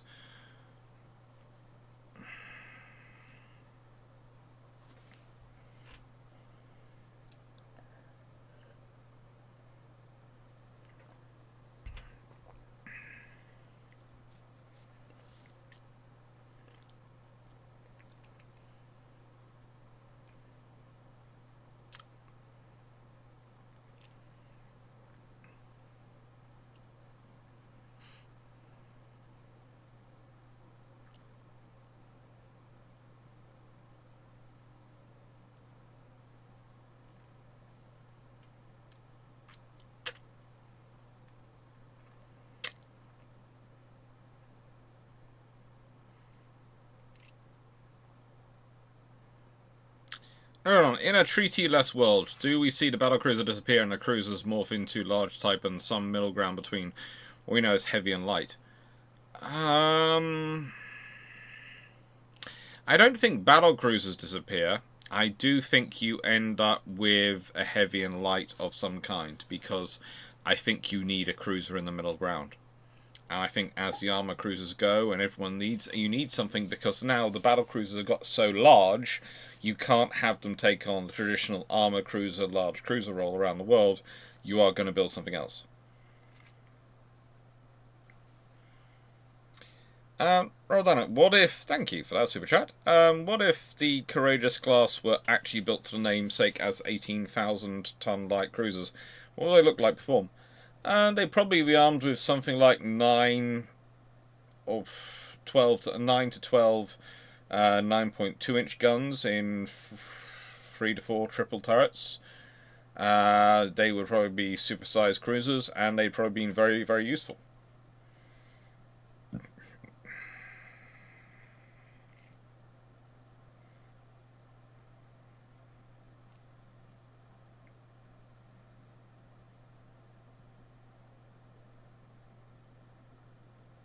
I think if the Type 21 class had not gone when they did, would the Type 31 or 32 be the replacements? Honestly, they need to be replaced before now. So you'd have had to build something earlier. Because the Type 21 was not designed to last long in service. Do you have any books to recommend, any recommendations for books on aviation, specifically on 1910s, 1940s on piston engine development?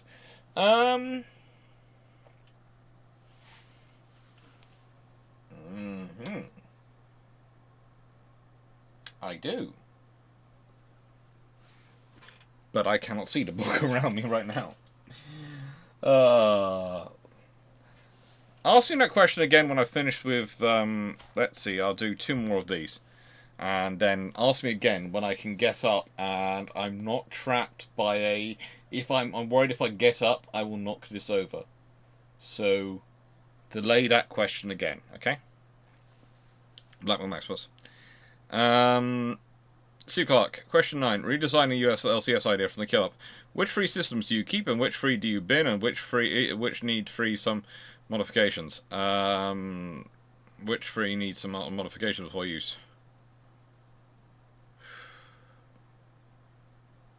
That's a bilge pumps question. I'm going to cop out, I know, by saying that's a bilge pumps question, but it really is. It's a bilge pumps question.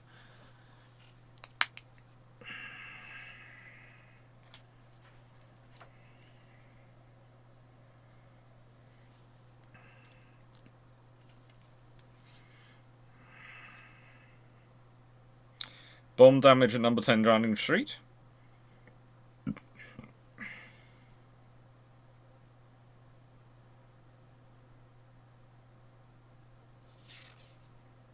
That's a lot of damage.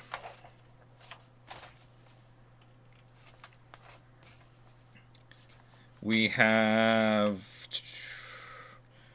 HMS Victorious, Indomitable, Belfast, and some destroyers taking part in exercise. That's a cool picture.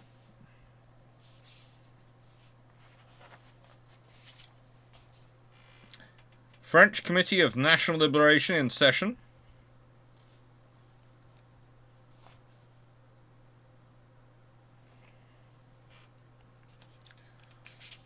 I'm glad I'm hiding Lord Louis Mountbatten.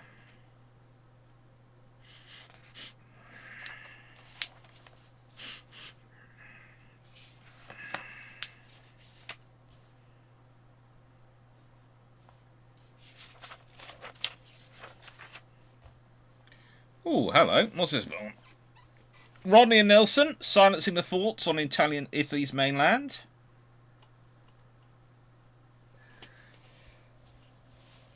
Now that's a cool picture. I'm going to use that in something. Not sure what I'm going to use that in, but I'm going to use it in something.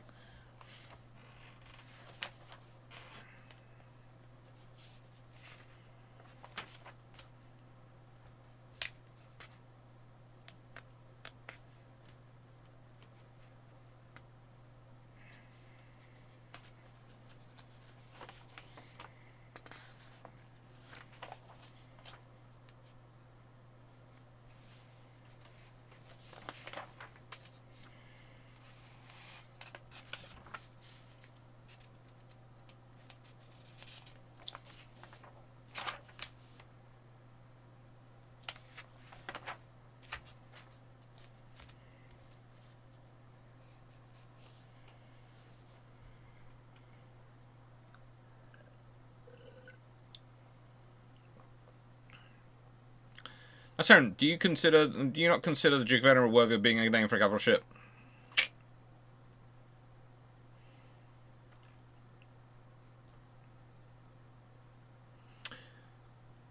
I would say Prince Philip himself is probably worthy of getting a capital ship named after him.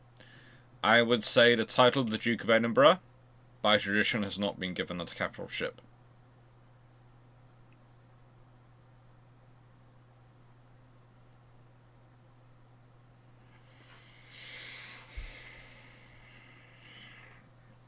No one wants to be in those thoughts.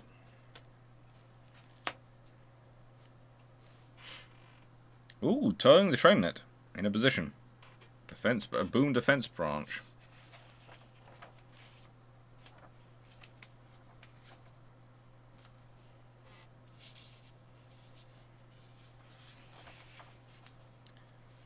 The minesweepers and little ships in that rid their seas of the enemy mines.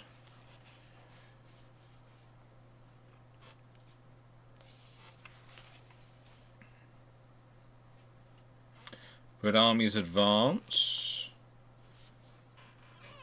Motor torpedo boats.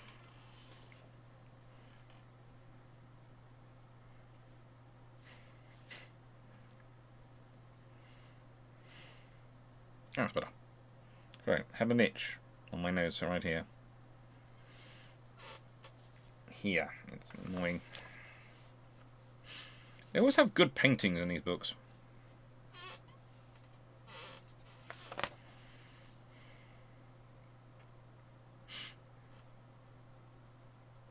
General Eisenhower giving General Montgomery a medal.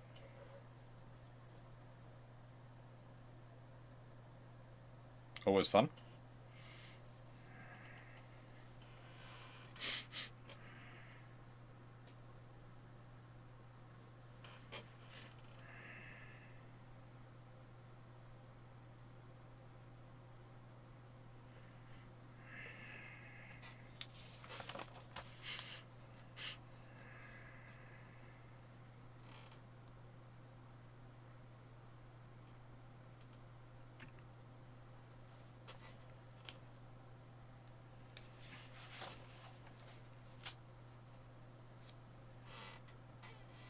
Oh, good lord.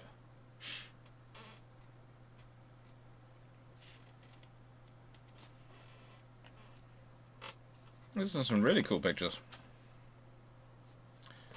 Commentary on the war. Yeah.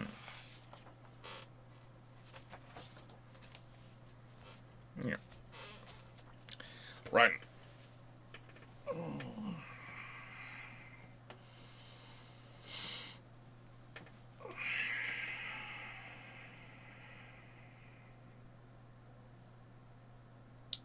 Right then. I like those books. I like those magazines. There might be more done about them later. Ba-da-da-da. Do-do-do-do-do. Ba-da-da-da.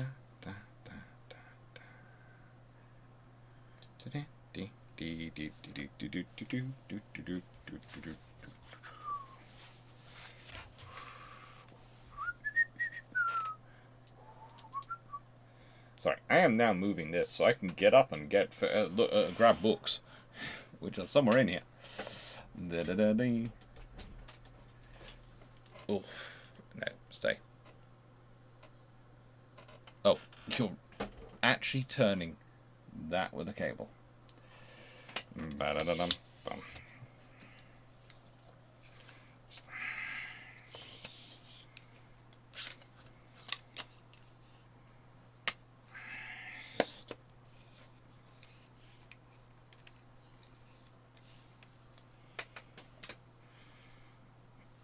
Hello, Careless Willie.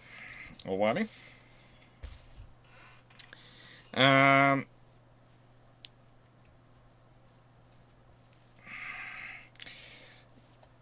on, good reef. Could you imagine if Admiral Lee had laser guided 16-inch super heavies and all the infrastructure to shoot them? Oh, he'd have been a very happy man. A very, very happy man.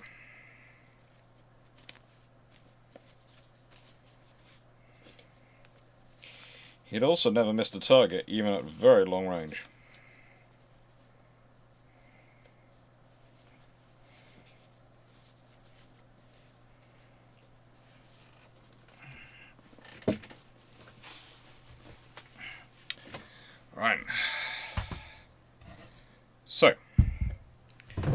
Leslie, stop torturing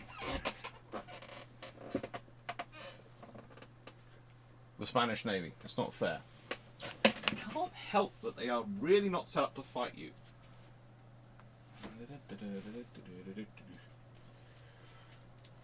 So you want aviation from the beginning, really. Not that book.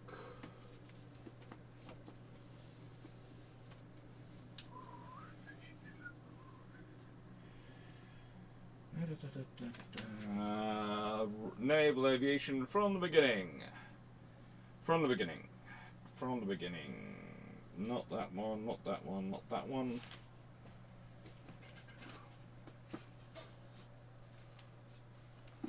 French Navy, that's not what I'm looking for. That's not what I'm looking for. Nope. That's not what I'm looking for.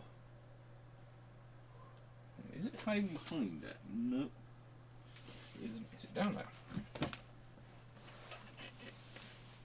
Ah! There we go. Okay. So, it's not perfect. It's very, very, I would say, US Navy centric. But it's still very, very good and a very good starting point for all of naval aviation development. I think it was around here somewhere. Hang on, where are my shoes? If anyone minds, back in a second. Going outside to sneeze a lot.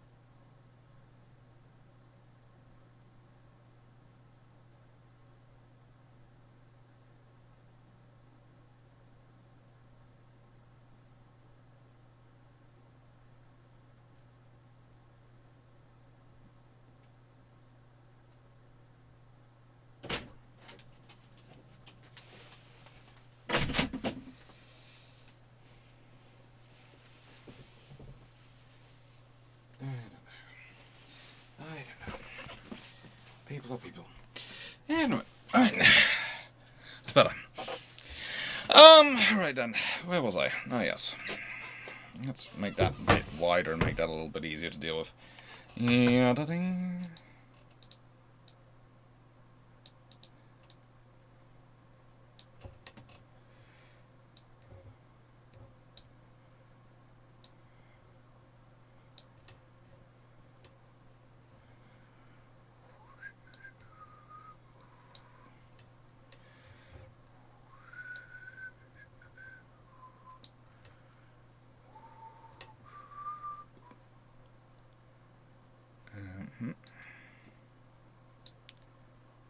No, I don't want it to be that wide.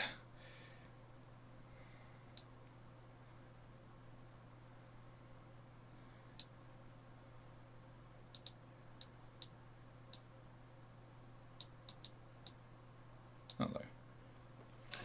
There we go. Hello everyone. That was a good cloak of invisibility. I try.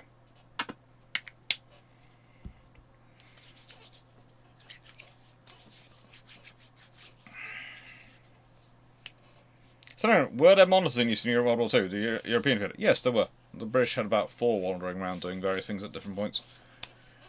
So,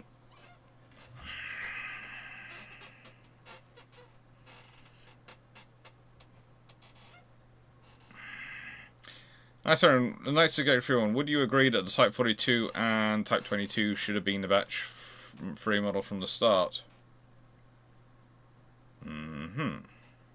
I should probably change side this video, these questions on, because now I'm going to be looking constantly away from them because of the way the monitors are angled. Off you go.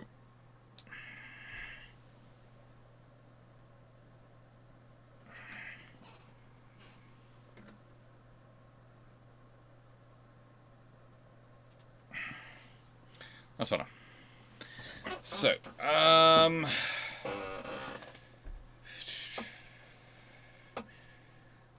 would you agree that Type 42 and 22 should have been a batch 3 model from start? That would have been better. It would certainly be an improvement. Would it be would it be correct assumption that without the naval treaties, the British go from 24.5-inch torpedoes to the new torpedo over to 21-inch torpedo? Potentially they do something like that. Yeah, monkey nuts. Great source of protein and fiber.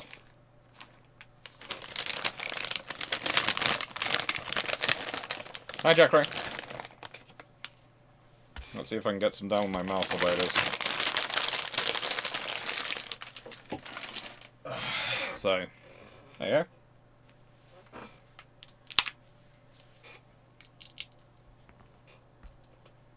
Oh, nuts, that one.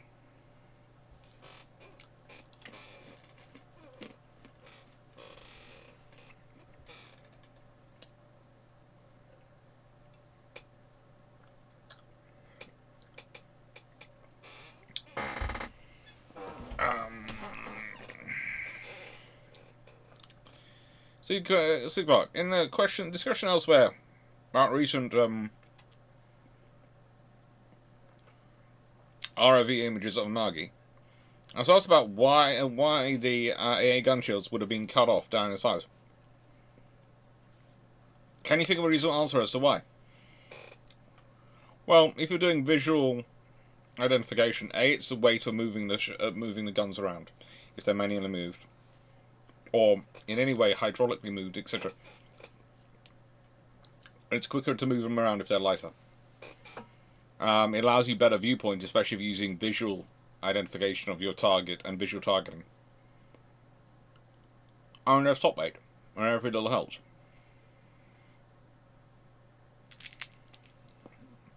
Every little helps with top weight. In the study of a scenario where the war ends in late 1916, the Russian Empire survives and there is a Washington Navy, would they be allowed the same tonnage as UK, Japan, or France? Probably France, but that would cause problems with Japan. So, yeah, you could have a really interesting scenario in that front. As would they accept it?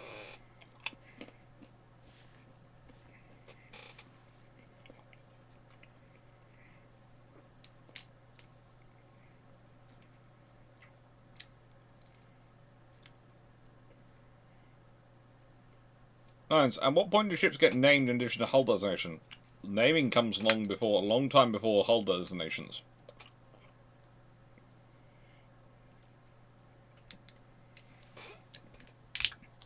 Ships have been carrying names since ancient times.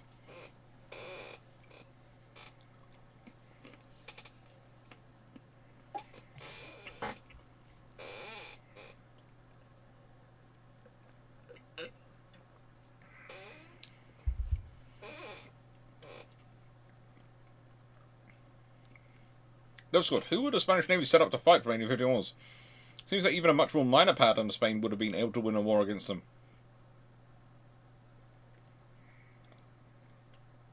That's the basic trouble for Spain from 1851. They're really not set up to fight anyone.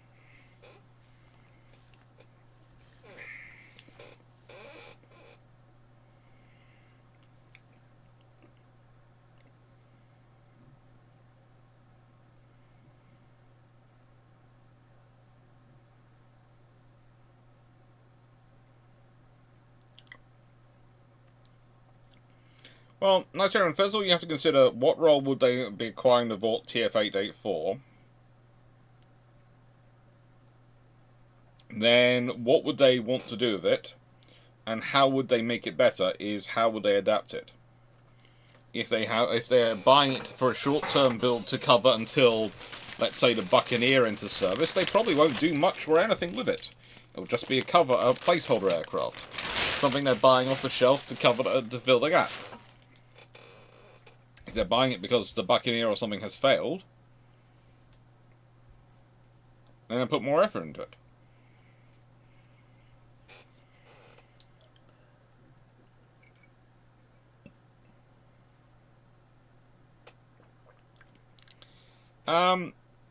Stafford, Dr. Clarke, do you think that the next US owned cruiser will have variations of the Mark 8 8-inch auto as a main gun? And an 80 cell VLS given the rise of international tensions? An 80 cell VLS is going to be small. Okay? Most Arleigh Burkes you're talking about, you talk about quite a lot of them have 96 cell. There are ships out there which have hundreds of cells. I would say you would probably be wanting to be packing at least 280 cell VLS packages, if not 296s, or maybe even more, if I was building something called a cruiser. I would love to have an 8-inch gun, but I doubt you're going to get development funds for it.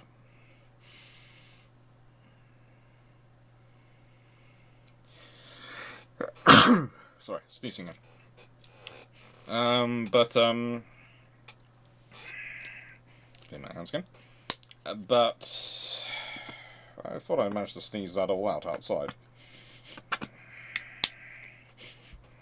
don't know why I'm sneezing this evening.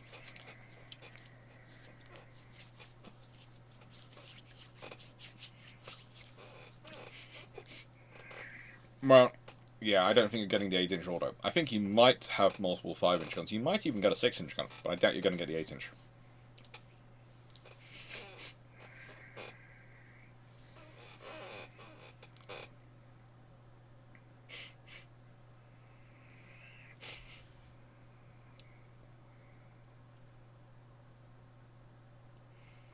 Right, so I tried typing out the question actually the 3 times before actually.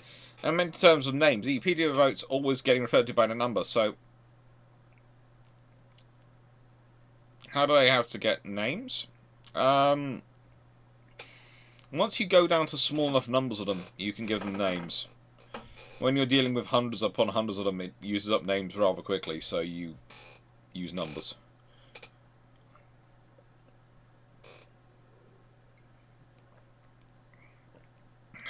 C. Clarke, question them. Could you containerize a modern VLS point defense system to mount on auxiliary ships? You could. But it wouldn't be an individual container, it'd be multiple containers. Because you need a Kavana control system, you need a VLS container. And if you think about it, most missiles are actually longer and bigger than most containers are. So you're going to need to come up with a system which is basically... It's going to be a pop-up system. It's going to be a system which is mounted one way in the container, and then once the container is activated, it pops out, so it reaches a launching position.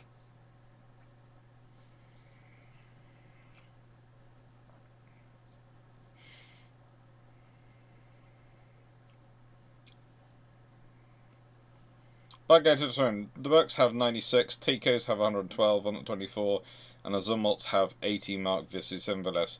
Yeah, the Zumwalts also are getting the new hypersonic.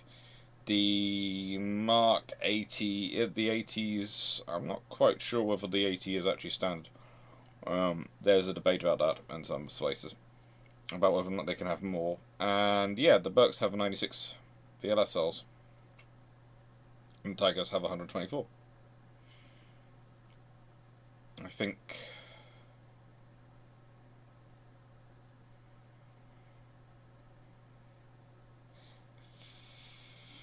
What was it? They have to be... They're multiples of 8. There's 128 VLS cells in on Tychos. Because the Mark 41 VLS is multiples of 8. So it... Let me just check.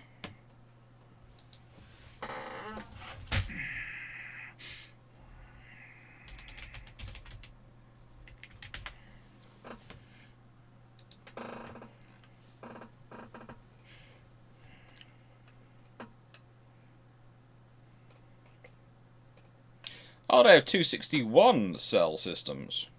So they have 122. Okay. But the standardization of the current generation of Mark 41 is blocks of 8. Ah, it's the joys of development.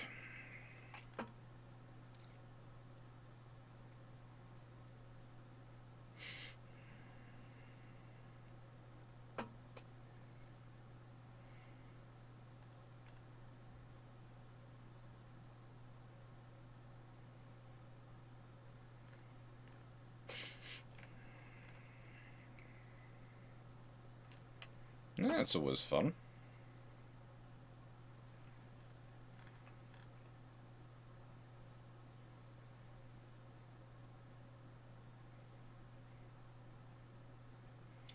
DGX is currently planned to have 128 cells in 432 configurations. So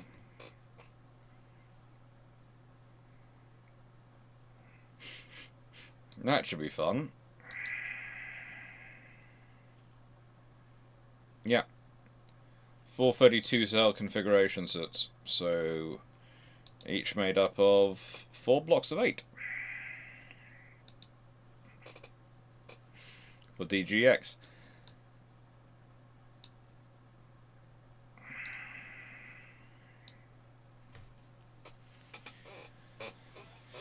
The world keeps moving around.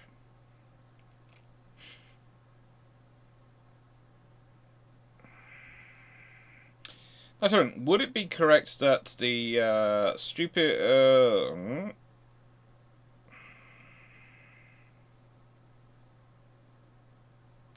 that if they not axed the Type 22s, that they would have retired by now, or would be starting to in our impressive retiring? They would have had to be retired by now. So they would have had to be replaced. But basically, the real problem is, honestly, the Type 22s needed to be need to be folded into numbers that need to be replaced by the Type 45s. Because that's what role they were sort of filling in, the Type 45s going in. And Type 45 needed the Mark 41 VLSs from the beginning, added on. But they're not getting those, they're getting the VLSs for the CAM systems.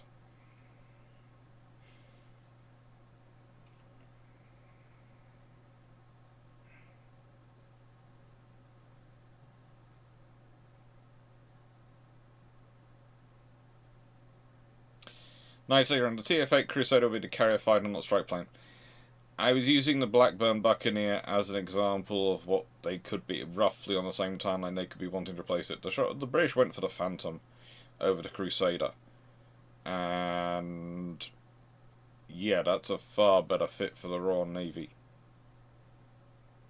So what could they want a Crusader for? Possibly a light strike aircraft, which the French did consider it for as well.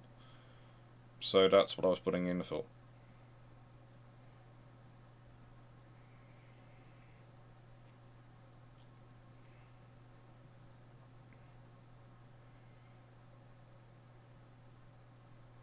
That's also thinking of the shortage of missiles, chips, and infrastructure to build both. So falling back on more rounds and multi-purpose guns in magazines would make sense. It would do, but it's going to take a lot of effort. It's going to take a lot of how do I put this? It's going to take a loss for someone to actually get around to funding that. Someone's going to have to lose something pretty nastily.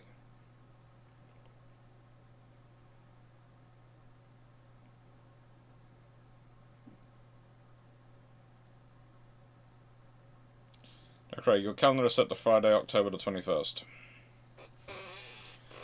Oh, yeah.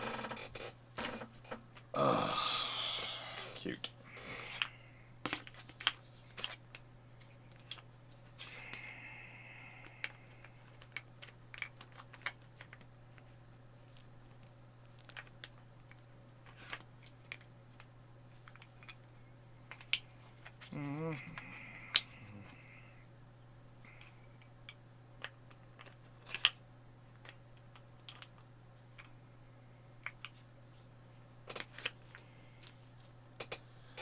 There we go.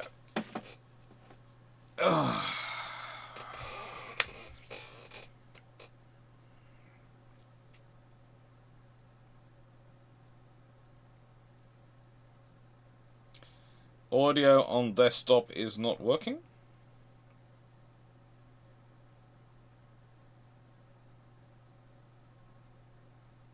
It is at my end.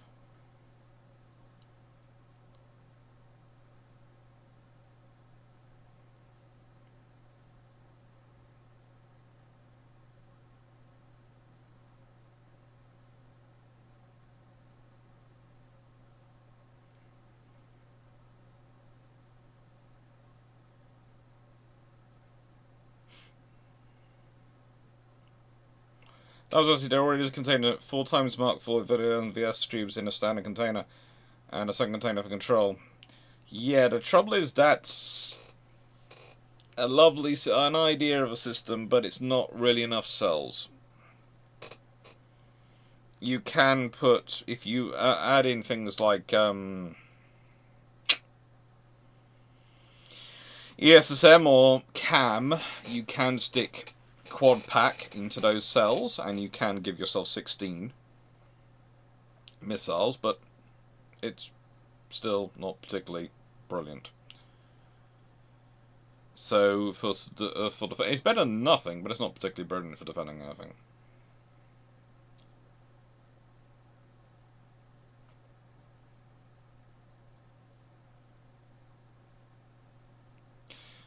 No, honestly, I haven't been, as I alluded to before, I haven't been necessarily the best health-wise this last week, so I haven't got the Christmas video stuff prepped yet. I'm sorry.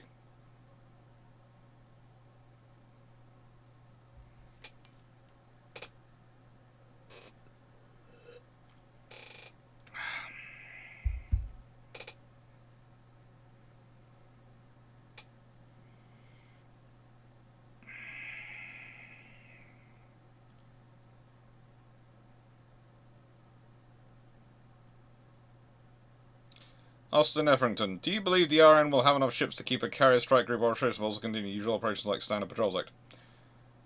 I think it's going to be interesting. It's going to depend on the Type 32 build and the Type 83 build. If we drop below numbers, then it's going to be a very big problem. But if you can keep them going, if you get enough numbers from those two, then you should be okay.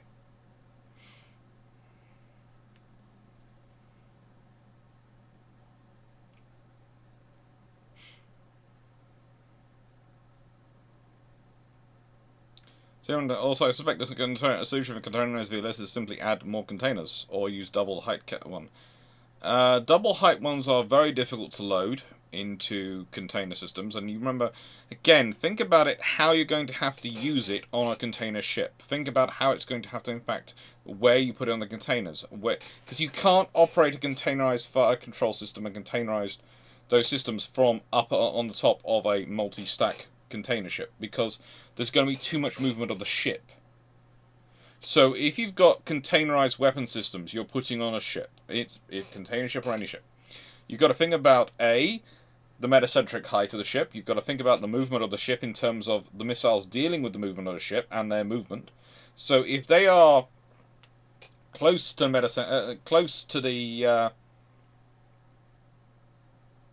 metacentric point, they move less than they are further away. So all those things factor up, and then if you've got to have more, the more the defense containers you have on it, the more that's going to affect your loadout. Because, okay, let's say you go, right then, I'm going to put them on this ship and I'm going to put them along the edges. Okay, fine, you're going to put them on the edges. Can you have full height for the row inside? Probably not. For the next row inside? Probably not. So probably, instead of you being able to have your block of stacks, you're going to have your stacks like that, in a sort of pyramid, to deal with the deflection of the missiles going either way. Okay, that's going to affect the amount of amount of containers you can carry on your container ship. And then where are you going to stick your command and control ones in? And how are you going to get power running from? Are they going to be self-contained power-wise, or are they going to need their own power containers to power them? Because can they take power from the ship systems? All these are factors which are going to have to be put in, because yes, people at some point out and go, well, what about refrigerated containers when they go on these ships? Don't they power them? Yes, but does the power requirements for a refrigerated container match up with the power requirements of the VLS, of the control systems? And then you've got to have the sensors and data relays and all those things added in. So yes, you can do it. But it is going to be compromises, and it's going to be a lot of decisions, and it's got to be a lot of preparation. And you cannot manufacture these things overnight. They might look small and simple. You can probably build a couple of them and go, look at them. But if you want to be able to outfit a convoy and have 3 or 4 ships operating with these defense systems to protect them so they can act as actually a defensive help, part of the defensive screen and defend the convoy, you're talking about dozens upon dozens of systems. And crew who've got to be trained to use them. And a process to work out how you're going to load them on and fit them in and set them up. And you're going to actually have to practice that. And so there are a lot of processes to go about before you can just go, yes, we've got the system, we can put it in. It's, yay, you've got a system on paper. Does it actually work? That's a lot more steps forward than just, boom. There was recently a good video I was watching which was about palace guards. And it's a term which is often used to describe some of the armies in the world, where they have a lot of very cool equipment on paper, but they don't have the logistics, they don't have the practice, and they don't have the training to go far away from anything other than the palaces. So they secure the palaces. They have palace guards. They might be called armies. They might look amazing on paper, because people look at all their teethy weapons and go, look at how dangerous and how scary and how well armed they are. And they are. But they can't operate that far away. So you have to think this through. And it has to be practiced. Otherwise it's not a real capability. It's just we have an idea. Thank you, Jack Ray, for the memberships. Very kind of you.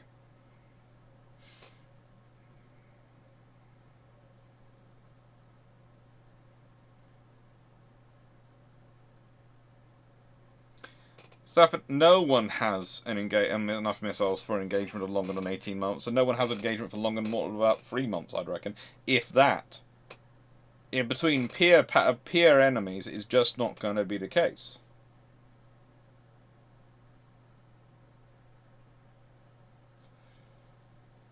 No, sorry, off the top of my head, I cannot remember what the Skid ASW weapon was. Cannot for the life of me. I'll have to go look that up. So you can. That's just something I'm going to have to go look up. So send me a note about it offline, and I'll go and hunt it up. And at another point in the future, I will happily put up a slide and go, "This is what the Skid ASW weapon is." But I have a vague image in my head, and I'm not sure if it's correct at all. And I'm not even doing a full-length Bruships today, because honestly I just not really sure about, pushing myself that hard. I think I need an early night tonight. Or rather, I need to be lying down. I probably still won't go to sleep, but it's probably better for me to have a lie down occasionally.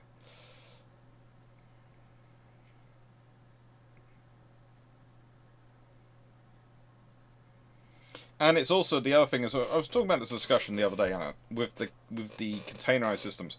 So let's say, if you consider CAM, okay, and that's what as a British person, that's what I'm looking at. I'm looking at CAM, and especially CAM-ER and the pudding system. People are going, well, there you can take the data from an escort. You can, but is the escort set up to send the data to you? Is the missile system set up to deal with the data coming from the range that the escort's likely to be operating at? Because the escort's going to be a lot further away than land-based communication systems usually have to operate over. Because we could be talking 10 or so miles, and the escort's going to be moving around the formation. It's going to be coordinating helicopters, etc. That system needs to be set up to work. It's not just a system on theory. You have to actually practice to test the system and see if it works. So, it's lovely having the ideas, but it's not just a case of building the ideas, it's practicing the ideas to make sure your ideas about them work. That's a good thing about 1920s, 1930s exercises. Track's currently doing a whole series on them, and they're really cool, those exercises. But it's the Royal Navy basically going, what works, what doesn't work. And even when they test it as well and as hard as they do in the 1920s and 30s, that doesn't mean they're necessarily viable for it.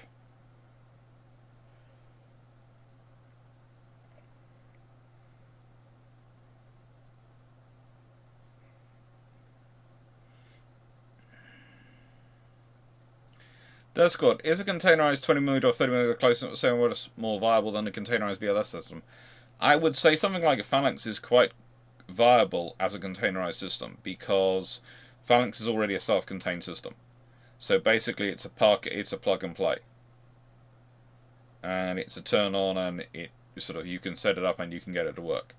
So yeah, that's a fairly viable system to set up and utilize.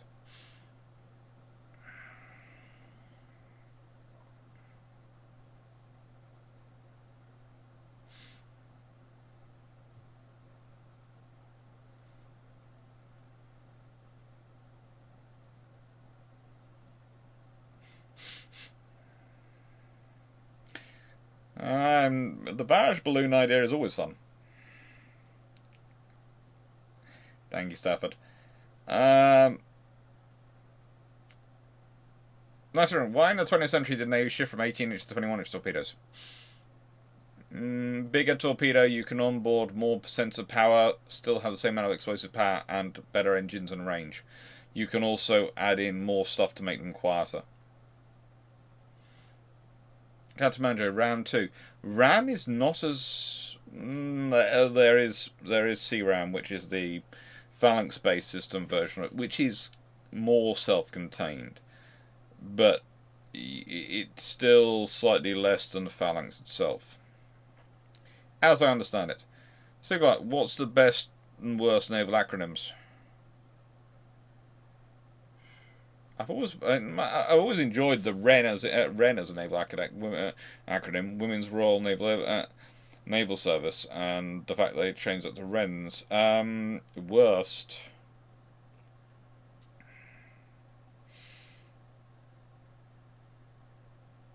Oh, I'm really not keen on the submarine designations. I'm really not keen on a lot of the NATO designations of ships, like DD, guided missile, the frigate, and some of it just feels a bit forced to me. And the SS sort of SSKs, SSNs, SSBNs, yeah, it feels a bit too much. There again, I'd just call it SN, i.e. submarine nuclear, and submarine conventional, as in SC, but of course it's meant to incorporate all the various nations, and so that's why they are SSKs.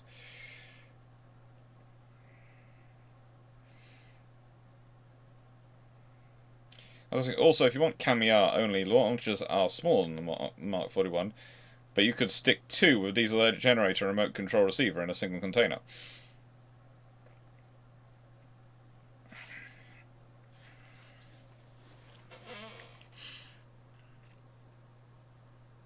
But how many helicopters should a modern frigate and destroyer have on board to be effective? What mission are you sending them for? If they're showing the flag and being a presence mission, they probably need about 1. And maybe an uncrewed rotary asset as well. If you're sending them on submarine warfare, you probably want at least a medium-sized helicopter. You'd probably prefer to have two, but at least 1. And you're going to need some uncrewed rotary assets to multiply their effect and provide you with more presence and more information points, and potentially the ability to loft torpedoes to where you need them to be. It's a case of what do you want a vessel to do, and think through its assets and its deployability. You're going to need crews. The reason I'd say you need at least 2 helicopters is because if one is having to do major maintenance, you've still got 1 of the crewed helicopters available. You need to have at least 3 for a set up and actually operational uncrewed rotary assets, I would argue. But also carry ones probably in box form that you can quickly unbox and set up. Robert Dennett, yeah. The Cambridge University Naval Training Squadron.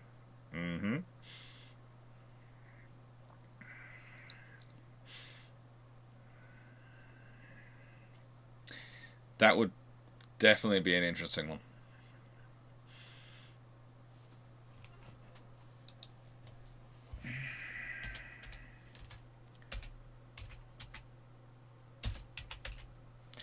But that's why the Royal Navy calls them The Cambridge University Royal Navy Unit.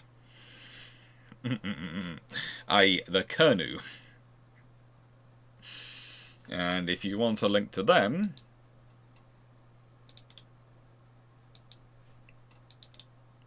there you go.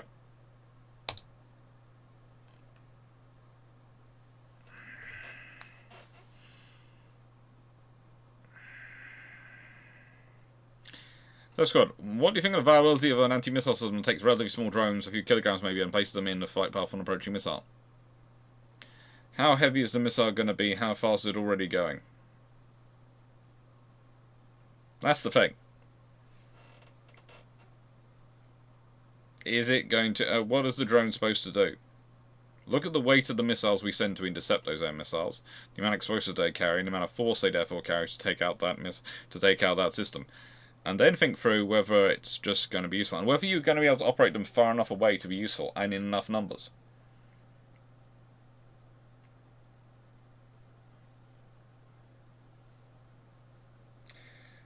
Lions is also heavily dependent on if you think you're likely to have two AWACS in the area for data link. Yeah, an AWACS will be useful for data link. No, Runon, I haven't managed to look up the electrical batteries yet. What I have to say, what my plan currently is to do the Bruships today, because I don't like to disappoint people by not doing. I've been feeling I was okay during the Twitch stream, and I've been feeling less good as the day has gone on since then. But my plan is to do this. I wanted to make sure I was covering the video, the Patreon going live, which is useful because Michael Cooch, of course, pointed out that the same topic had somehow been repeated 3 times, and I've gone into my own notes, and I'm not sure why it's been repeated 3 times, but hey ho, I will have to deactivate that and create a new one and do that, and then I will go and get some rest after this is over to see me.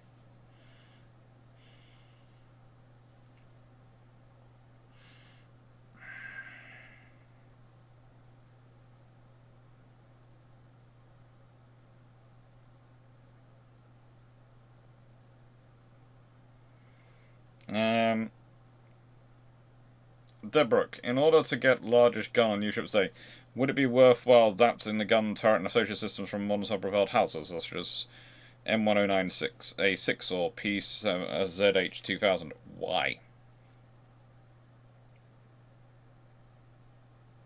No, I'm asking an honest question. Why?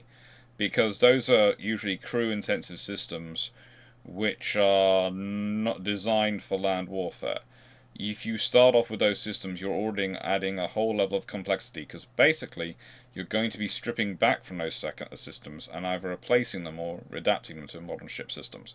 It's far easier to start with a 5-inch gun design or something similar and scale it up, if that's what you wanted to do.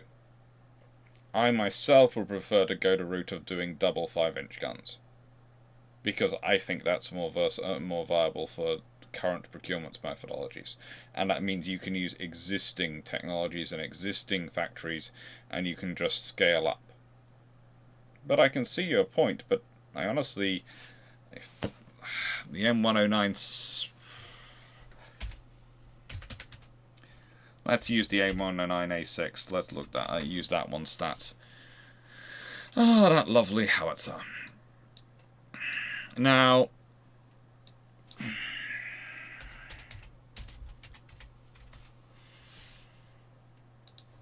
the M109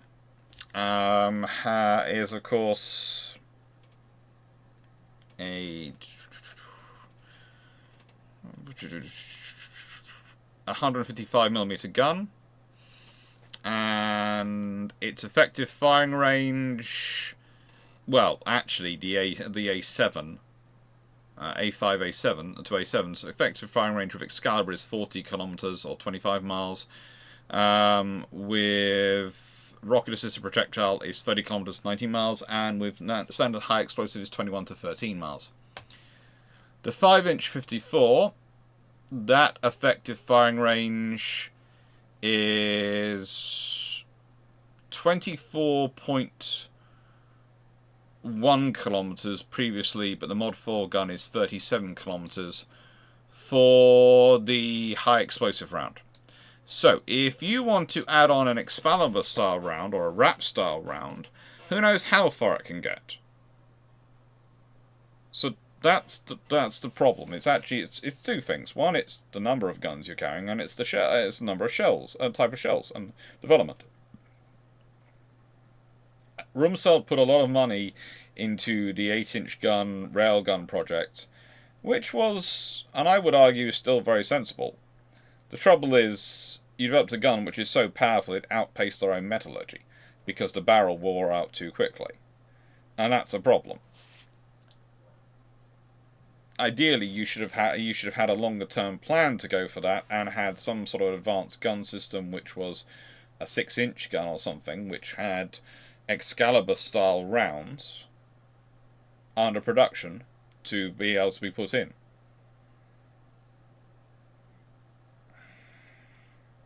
No, as Michael's pointed out, the problem with the thing with the patron vote, I'll fix that now, because I don't want people voting and not casting their votes properly. And then it gives people a week to sort it out and re-vote if they've already voted and they want to change their minds.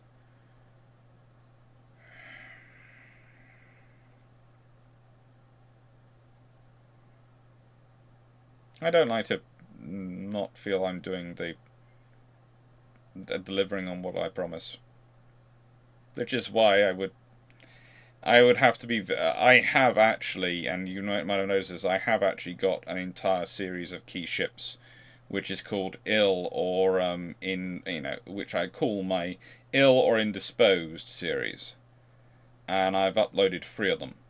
And I haven't used a single one yet. And I've been not that well for the last week, I have to admit.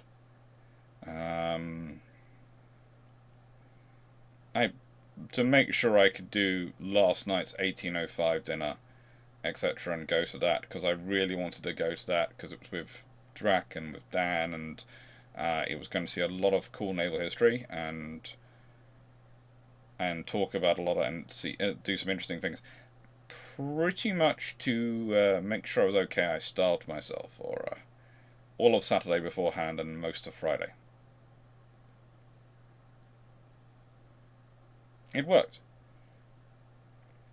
I managed to go to it and have a fun time. Paying for it a little bit today, I think.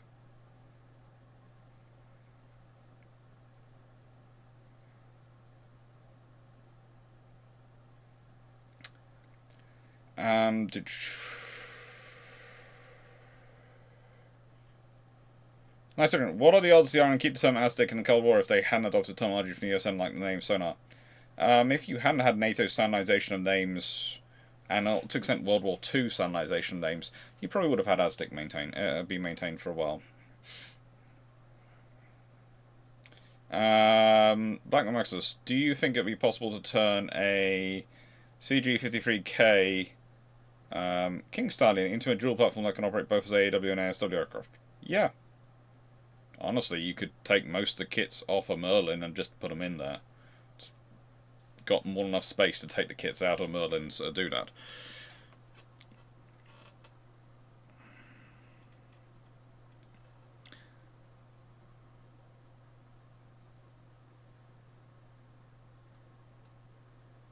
The Rook. I missed the newest developments in the 5-inch guns. Thank you. That's what I'm here for. He's like, when I get ill, it's impossible for me to function. Yeah, when I get ill, I won't let myself not function. The part of the trouble is it doesn't matter whether I'm ill or not, I still have the functioning insomnia. So basically, all it means is I'm in bed feeling not well rather than up feeling not well, and frankly, that it's no help. So I might as well sit in my chair and chat away with people and try and make sure everything's work. There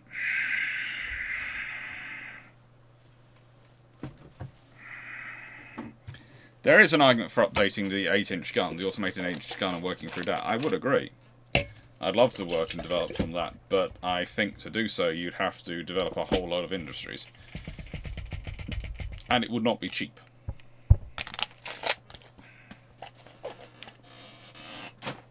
It would not be cheap. And that's going to cause you first problems, because everyone's going to go, well, we're just reinventing an old system, so surely it'd be off the shelf. And no, it won't be. Because you're going to have to rebuild industries.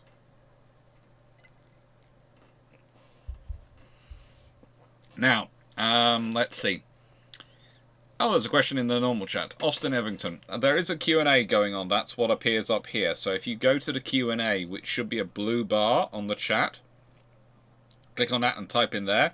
It'll appear on the screen. Austin Evington. Do you believe that enough defenses are able to take on hypersonic missiles threats, which soon mature and become more reliable, accurate? Especially Chinese YJ-21 coming from .055 destroyers. Right then. So, I would say hypersonics are like all threats. You have a lot of systems already being developed to counter them and have been worked on. I would say the Type 45s have a good chance versus hypersonic threats, whilst they still have missiles in their VLS cells. And I would say Arleigh Burkes and most modern destroyers have a good chance against them. Because you have to remember, what you're dealing with is computer systems which are entirely built around the idea of engaging multiple high-speed threats. And yes, you can be talking about a long range, but the thing is about a hypersonic missile, especially is if your radar systems and air defense systems have anything like a Doppler capability, hypersonic becomes very noisy because it creates a lot of disturbance.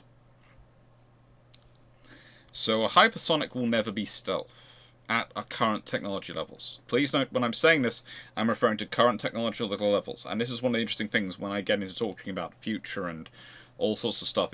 You always have to go, right then, so what are we talking about in terms of current and future? And future is what kind of scale period are we talking about? Talking about next 10 years, next 20 years, next 30 years, next 50 years, next 100 years. What are we talking about when we're talking about the future? So I would say we are still at the very first generation of potentially hypersonics. I would say we've been dealing with closing speeds of the order of magnitude towards a hypersonic for a while. Once you look at the actual closing speeds of aircraft, when you consider that one of the principal aircraft type stats they were supposed to deal with in the 1970s and 80s was a Mach 5 aircraft. And the Americans have also been talking about intercepting satellites, etc., which are often moving even faster in terms of, I think, their distance and coverage. I would be very cautious about stating that the hypersonic was going to be a wonder weapon. Saying all that, I think they do represent a new, for want of a better phrase, a new variety that's going to enter the targeting scope. I think if you combine hypersonics with regular missiles and you do manage to put in enough targets coming towards a target, drones, hypersonics, and regular missiles, regular cruiser missiles, long-range cruiser missiles, all coming from different angles, I think it is potentially you could overload a system. But the question is whether you can overload the task group. Because too often we put these things, and these things are presented as 1v1. Carrier versus missiles. It's not carrier versus missiles. It's your missiles versus a battle group, which is going to include the carrier and all its aircraft, etc., trying to intercept them, and all its radar, and all its task group, trying to intercept them. And it's not the carrier versus the land targets. It's a task group versus the land target. They might have a submarine which goes and launches a load of Talons. They might have all sorts of things included in it. So you have to be very careful about putting things down to simple A versus B fights. It doesn't work like that. I'd also add that quite a lot of the things which have been marketed as being hypersonics have so far turned out not to be hypersonics. They've turned out to be facsimiles of them. What do I mean by that? I mean, hypersonics are such a catchy thing, and so many people want to have them, that especially some of the dictatorships in the world have really pushed for the cachet of having them. They've seen them as a way of showing their prowess, their status. If we consider in the interwar period, you had Germany, which spent a lot of money trying to win races and develop firsts and be this great thing, especially once you had the fascist powers. And the same with Italy. And they put a lot of money into looking like they were powerful and very capable. And war happened. And it turned out very quickly that their technological edge wasn't there. That what they had were facsimiles of capabilities. That looked scary. Could be scary if they had the right plan and a bit of luck. But if caught off their hoof, and if caught in a situation which they hadn't planned for, often turned out to have glass jaws.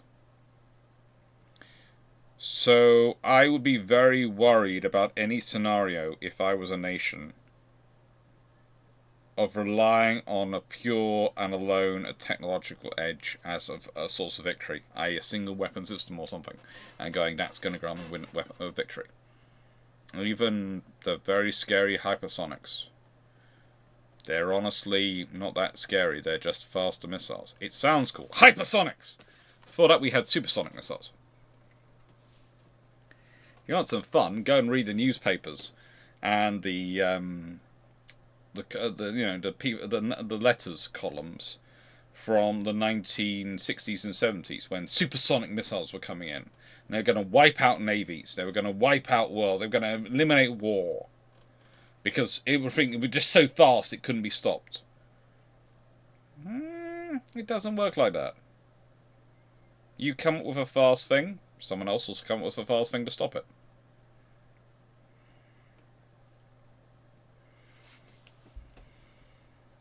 And as several people have already pointed out in the chat, ICBMs are hypersonic missiles by their speed. So basically, if you have designed a system which can intercept them, you can intercept a hypersonic missile.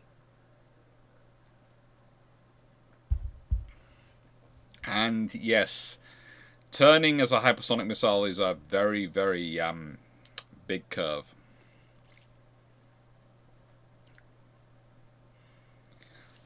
Since Jack Ray gifted membership, I cannot get the Q&A bar. Not sure how that happened.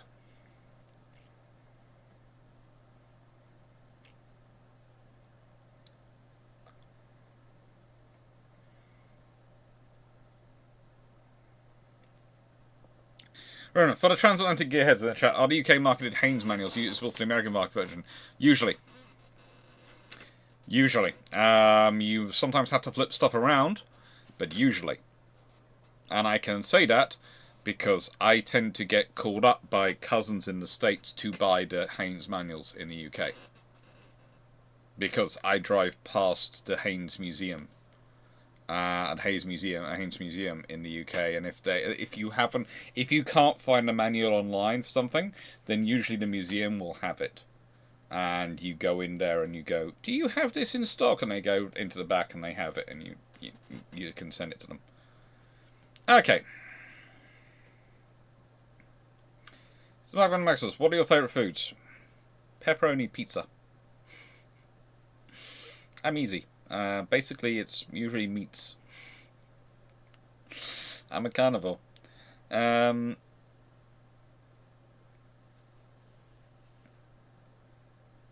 David Thompson. Wow, only 8 months or less, so it will be the first major war to truly be over by Christmas the year it starts. I doubt it'll be over. I doubt it will be over. I have a feeling things will change quickly in terms of the weapon systems being used.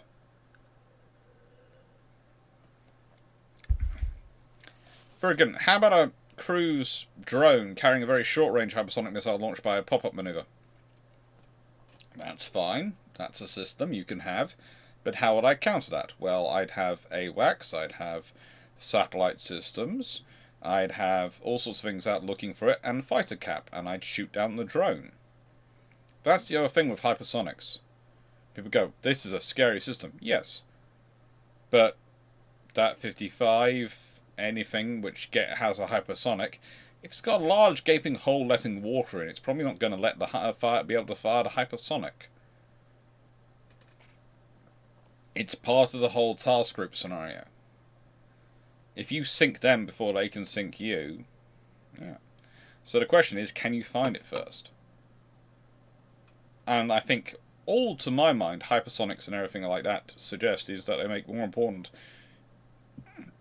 more and more important to find your opponent first.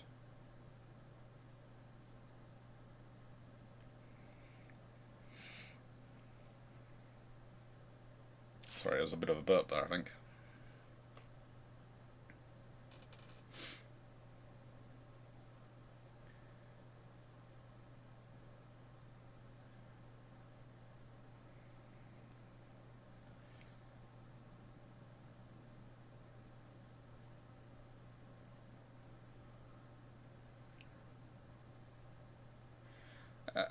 Steve Clarke, no, don't read the newspapers. Most tabloid journalists write like idiots. No, they don't.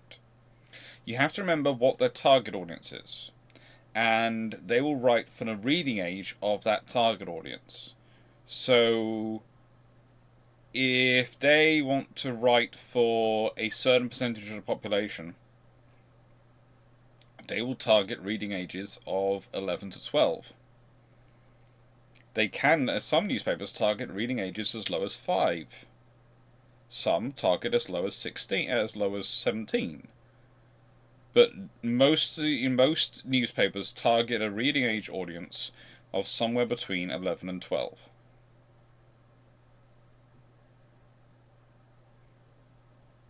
It's reflected in the writing. If you're targeting that as your reading age, that's what you're focusing in on.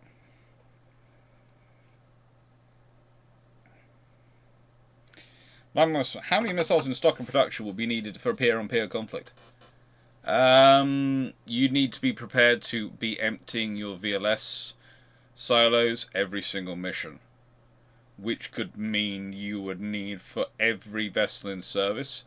Let's say if you've got a Type 45, you could be thinking it's going to be emptying its missile silo almost every week. Is VLS almost every week, every other week? Is what UNIT's basic plan. So basically you would take, right, if I want a full year's capability of those missiles, I need to take 48, I need to times it by 26, add in some more for the scenarios, probably 30, and so probably for that vessel alone, in terms of stockpile, I would want 1,440 missiles. And that's based on all the VLS being full, not quad-packed, etc. So I basically just times that 30 reloads. That's for a year's combat.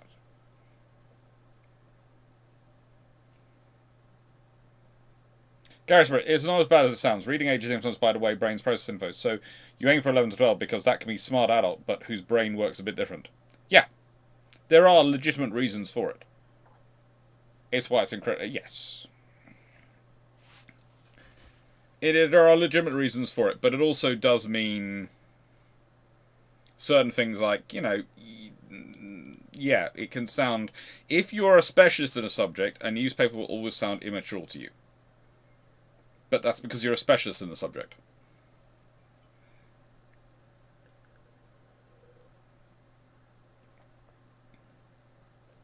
So it's good. Dr. Clarke, I'm not doing full-length Bruships. Dr. Clarke does a full-length Bruships. Well, I'll do about a 3-hour video. I wouldn't cut you all that short. Hello, Garius. I enjoyed your Crusader Freed this morning, by the way. That was a lot of fun. Please note, I remember to turn off my alarm and everything after getting back from at the end of the dinner at about 2 AM in the morning, and had finally, after sorting out dogs and everything, managed to get to bed for 4 AM. Thought, I might get some sleep tonight, and I actually did get a bit of sleep. And then this morning, I turned off all my alarms, apart from, reminder, Garius will be streaming on Crusaders Free. So that's what woke me up.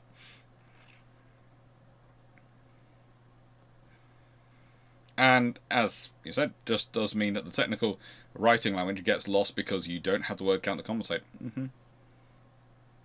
You're out of questions now.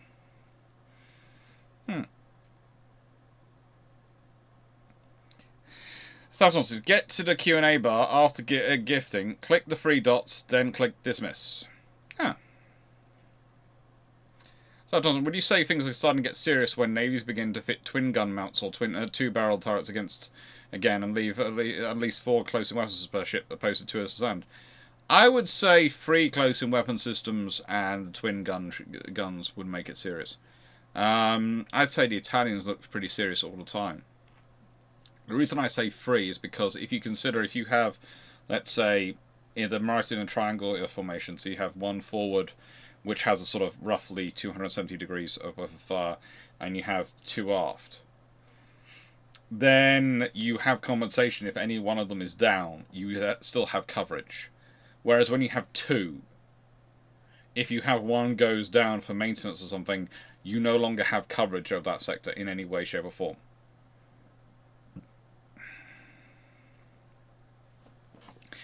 Garrison Brit, we need to do Hearts-of-Iron 4 at some point. I'm currently trying to not get murdered Finland, get the Soviets. Well, today on Ultimate Admiral Dreadnought on Twitch stream, I managed to get I was getting mullered because they've just updated Ultimate Admiral Dreadnought. So I changed from, as they deleted my save campaign with the update, helpful. I said, well, I promised the next campaign I do will be the Austro-Hungarians. So I'm doing the Austro-Hungarians, and they were getting mullered by the Russians, and it was just a case of this should not be happening. I designed these ships to actually fit with the AI's version of how to fight a battle. This should not be happening, and then I went through it. I've gone through some campaign settings, and I think I figured out what they've done and how they've changed things, but they've really massively umped up the value of multiple guns. So now I think it's the best thing you can do is have triple turrets rather than going for bigger guns. You want to have more gun barrels. I think that's what they've changed. Because what I did some testing as well when I had a few spare minutes this afternoon, and basically I found that the more barrels I had per gun, not only was it more accurate as it always had been, it was now amazingly more accurate. And I actually took on a ship which was armed with 6 20-inch guns, which was theoretically should have beaten me completely. It was the AI German design, and I knocked it out with a ship which had, it was 16 14-inch guns in 4 quad turrets, and I beat it up. So yeah, I think that they've really changed that scenario again. But doing a Hearts-of-Iron 4 will be cool. Discord, if you're used to reading academic literature, then most newspapers will seem fairly badly written because the approach is less to imparting information, more to do with influencing opinion. I wouldn't necessarily agree with that. I would just say that the information that they're trying to impart, they are so limited in terms of scope, in terms of space, in terms of time to research. And this is, I get this through chatting with Jamie, Jamie Cedar, as Armour Carriers, who of course is a professional journalist and does really good work.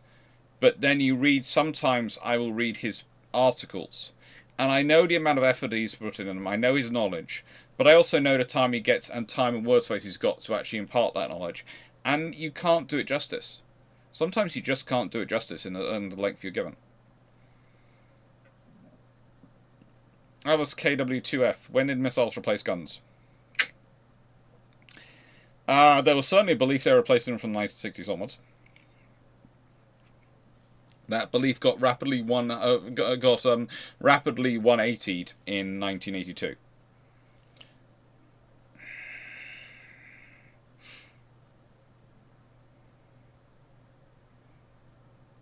So basically, there was 20 years of belief that it was going to get more and more, that missiles were going to replace guns, and eventually they get the ships like the Type 22, which the original batches did not have guns on them, pretty much. And then then the Falklands War happened. And they went, "Oh, frigate, we do need guns."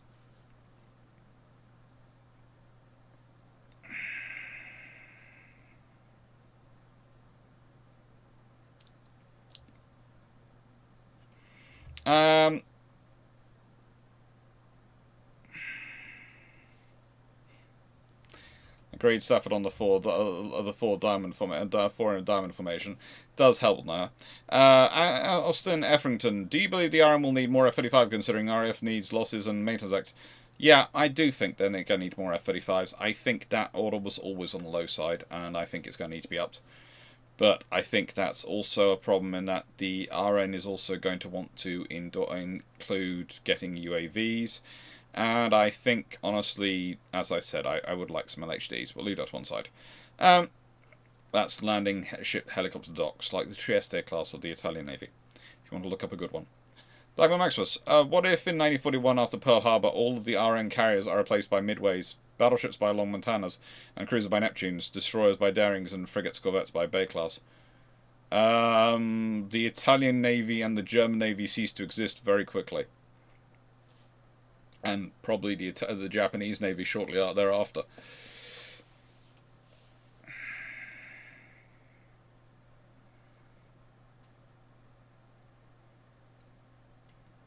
Oh, FT, by the way, if anyone was on is the Financial Times, which is usually fairly decent, but I would argue it does, as its name suggests, usually focus in on the finance side. It's like, I read Warships International Fleet Review quite regularly, and that's a very good magazine about warships and sort of construction. But again, it's a topic magazine. It's a subject matter specialist document, and it's still not always perfect because it can't be, because it's a magazine and it's got to make a profit and produce within a certain amount of quality.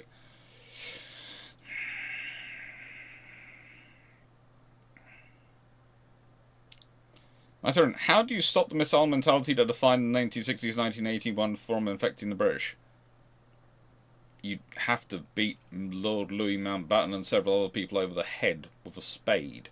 You just can't. It's seen as a new thing coming. It's a new coming system.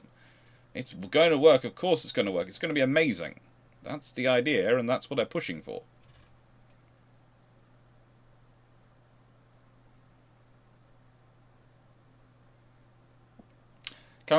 Drone development surely accelerated in recent years. Do optionally manned drones speed up manned aircraft development? I think optionally crewed systems are going to be interesting, and there's a reason we call them optionally crewed. It's because we have to talk about what the crew is going to be. Now, you see, sometimes people are thinking that optionally crewed means it's always going to be a pilot. But a person who's put in an optionally crewed aircraft might be closer to the Royal Navy observers in terms of their skill set. They will probably be able to fly the aircraft, yes. But that might not be what they do in primary. They might be there doing the observer type duties of electronic warfare and battle space management and coordinating lots of aircraft. So I prefer to go with optionally crewed as a realization of what that system is probably going to be.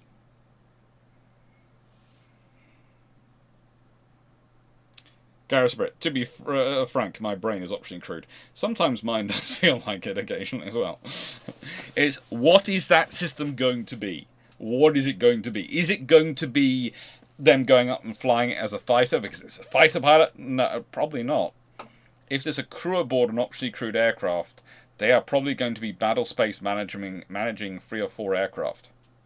It's going to change possibly the entire concept of what a squadron is. It might be optionally crewed aircraft could cause the largest reorganization of aircraft squadrons since World War II. Because the number of aircraft in a squadron is no longer going to be in relation to the number of pilots you need or number of crew you need, because a crew you might only need 1 crew to go up to coordinate 4 aircraft.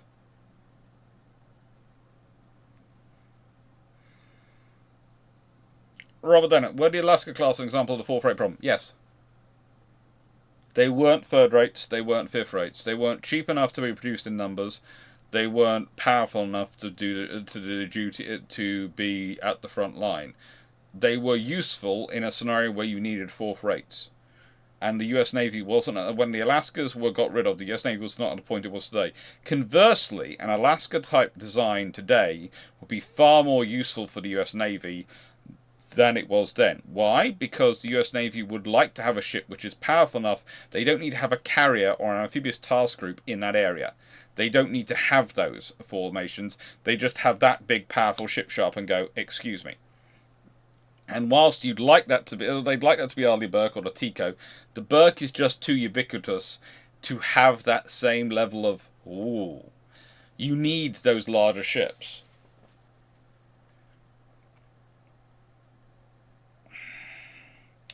Black Master, all Norman Freeman's books are sent back in time to land on Jackie Fisher's desk. When is he designing Dreadnought? What happens when he's designing Dreadnought? If he gets all of Norman Freeman's books in that period, he's going to be really pushing things to the max. I wouldn't be surprised if you definitely see the 24-knot Dreadnought. He'd probably be going for the super firing guns. He'd probably read through all the Royal Navy sections and go, what have we done wrong? And you might even end up something like the G3s earlier. You might end up something like that. Something a Nelrod, and it might be a Nelrod. It might be a design like that earlier, because I think that would attract him. Because also he could do something like that in that time period. But actually trying to build the gun, well, scaling up the guns is possible. It's possible. But yeah, he's going to be pushing for development so hard, it's going to be beyond belief.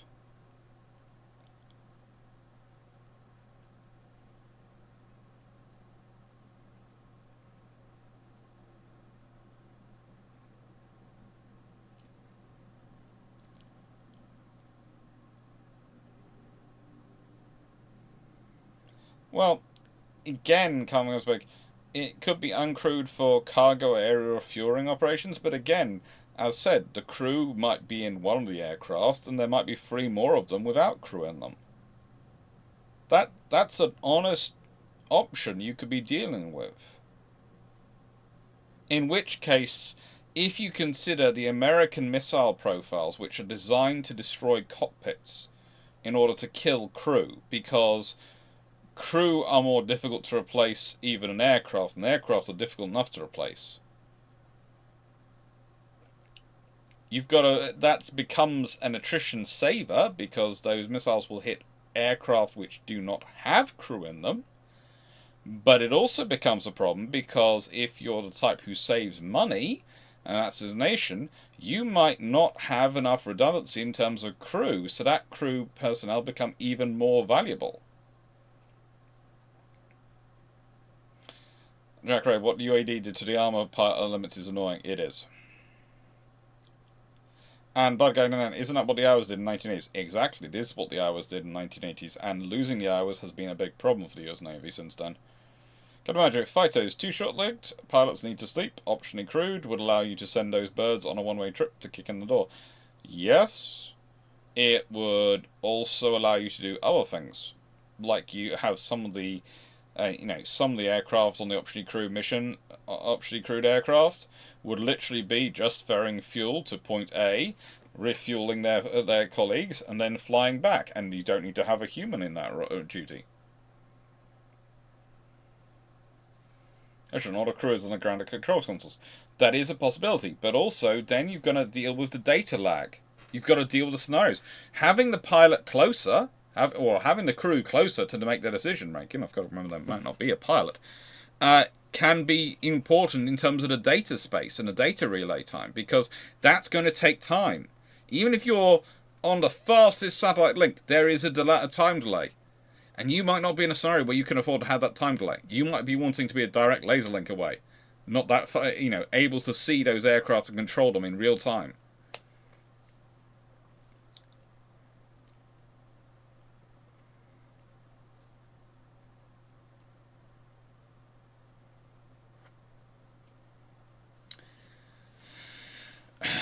Robert Dennett, so a modern fourth rate for them be a proper enlarged cruiser or some kind of small carrier in, say, the 30,000 ton range? Yeah, honestly, a 30,000 ton carrier doesn't buy the US Navy a lot of capability that they don't get from an LHD. So no, that's not really a fourth rate for them. That's the problem. They brought missiles and target cockpits, yeah. Literally, that's the focus of a lot of American missile systems. If you look at them, if you look at their targeting profile, they are focused on doing that.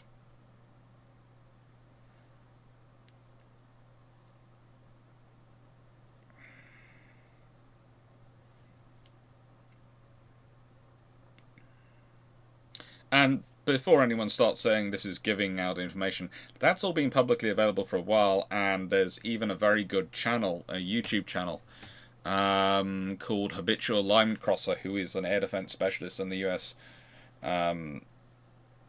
Army, and is a really, really good one, who I've followed for a while. That's the details I'm going to give.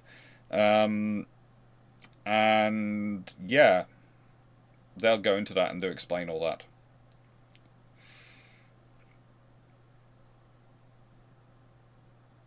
A nuclear-powered Alaska with aft guns removed for a hangar, B turret removed for a VLS, and 4 12-inch guns remained. That would be very useful. Possibly overkill, but very useful.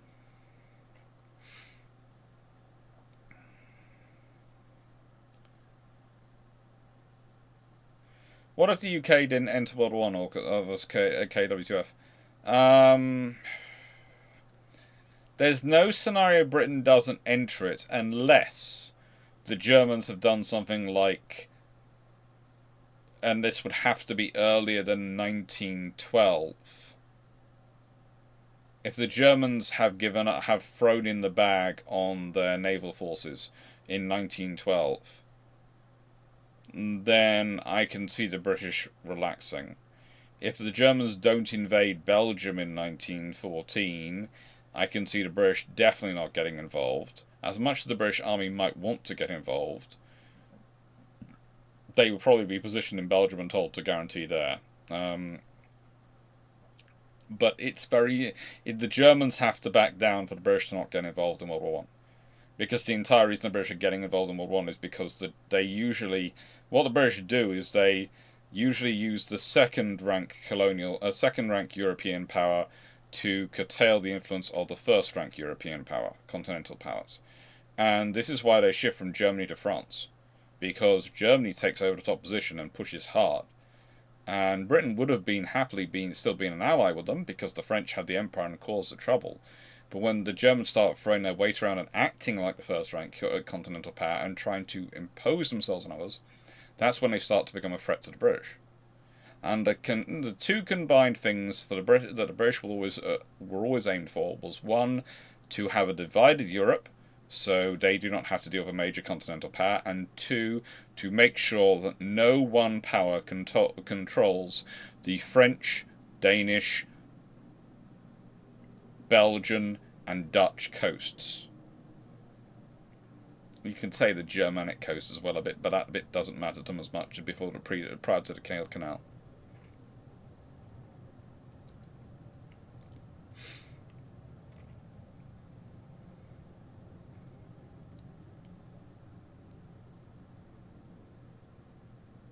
But I think the most likely thing to happen is a single multi-crew aircraft, 2 or 3 crew, directing a few uncrewed drones, confirming target selection, authorizing weapon deployment act. I don't think so. There's a reason I don't think so. I think if you have such an aircraft, it's going to be sticking out and it's going to be targeting numero uno on a battlefield.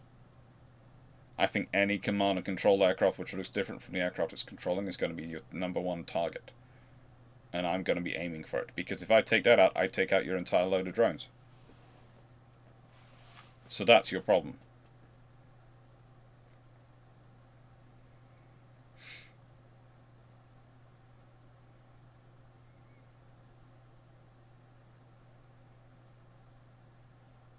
Vision. Did the droids carry flying the drones fighters for Morgan Elsbeth in Star Wars Ahsoka count as optionally crewed? I haven't seen that, so I have no idea.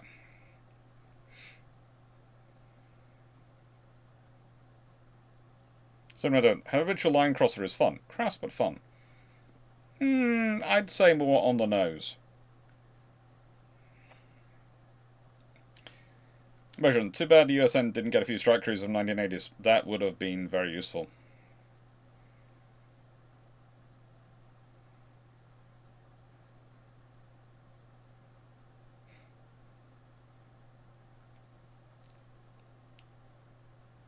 They're a Robert Dennett, so maybe dust off the old 70s medium carrier, the one that somewhat was toying around with, potentially, but I'd say if you want to cause a whole generation of US Navy officers to start doing this, you say things like, I don't know, the sea control ship to them.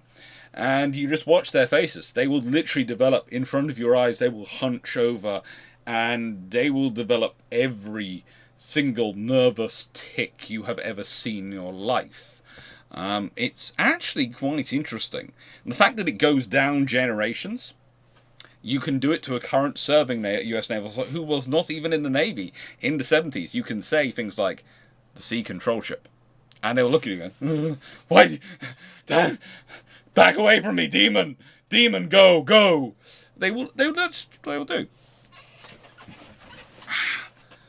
But yeah, it's fun.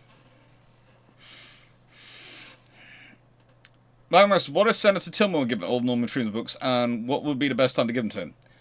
Give them to him in 1912. The US Navy will be very different. Sometimes, would the RN plan a Russian response to such an aforementioned ship look like? The RN plan will be forwarded into Type 83. That'll be their version of it. The Russian response will never actually happen. It will dance on paper because they've invested so little in their conventional yards. That's why they have the Kuznetsov still sailing around and always talking about replacing it, but don't actually do anything. And that's why the Kirov modernizations have taken so long. And the People's Liberation Army Navy will probably be going, oh, sugar, what we do for this one. But it'll probably be a scaled up Type 55. Just like mentioning Macbeth to actors. Yes, it is fun.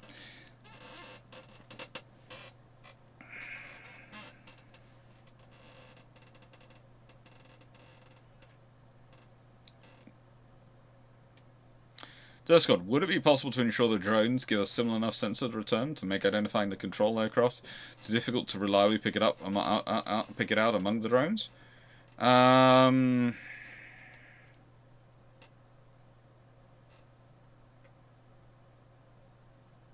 There will be enough variance.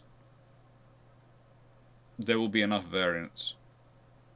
You could try, but there's always going to be enough variance, and then that's going to be very limiting on your drone design and your whole system design.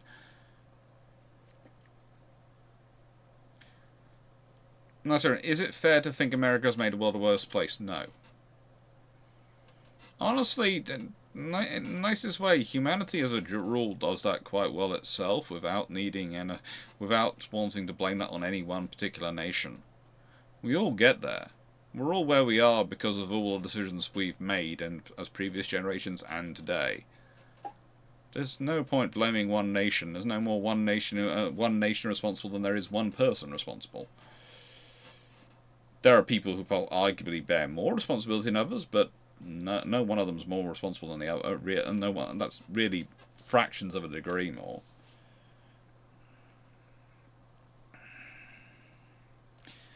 What if the invisible carriers were replaced by Kuznetsov after the Argentines invaded the Falklands? The Royal Navy would probably cry, then figure out how to operate their sea carriers off them. And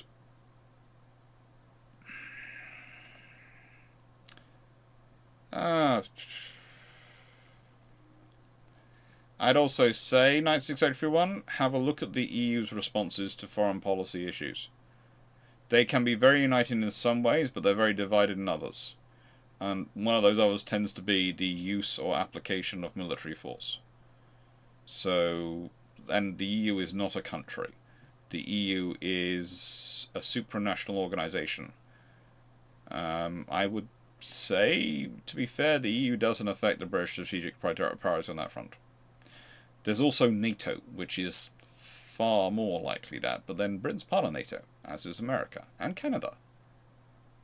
So, yeah, things are complicated. Welcome to international relations, welcome to history. If anything was a single straight line, it'd be boring.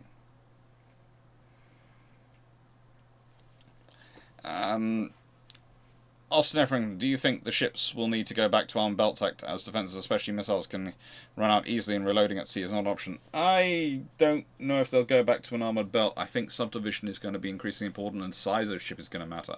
It's one of those things that people go, oh, it's going to be smaller to hide. No, but smaller doesn't necessarily mean it's survivable, whereas larger can usually take a couple more hits.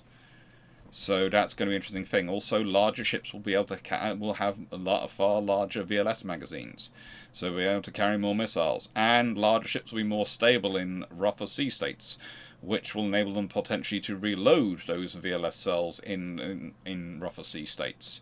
So yeah, I don't think the idea that the war is going to make smaller ships more viable is going to be the case.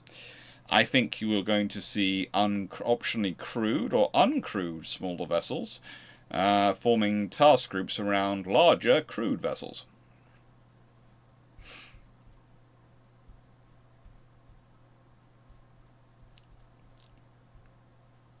Oh, no, Robert Dennett, how small do you imagine the 4-freight type vessel do you think it will need to be in order not to run the same size issues the supercarriers are bottlenecked by for production?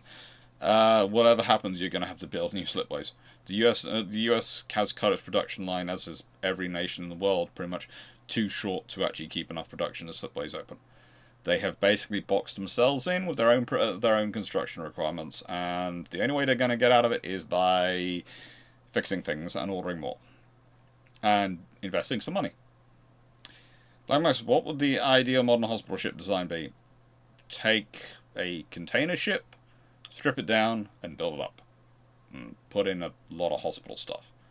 Basically, work out what you need in basically the equivalent of two.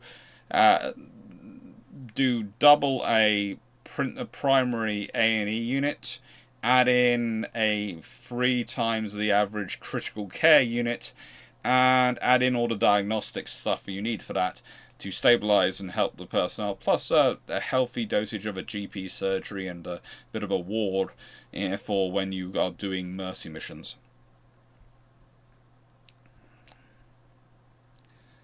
Do I think modern cargo ships are getting too big? I'd say that's a what's going on with shipping question.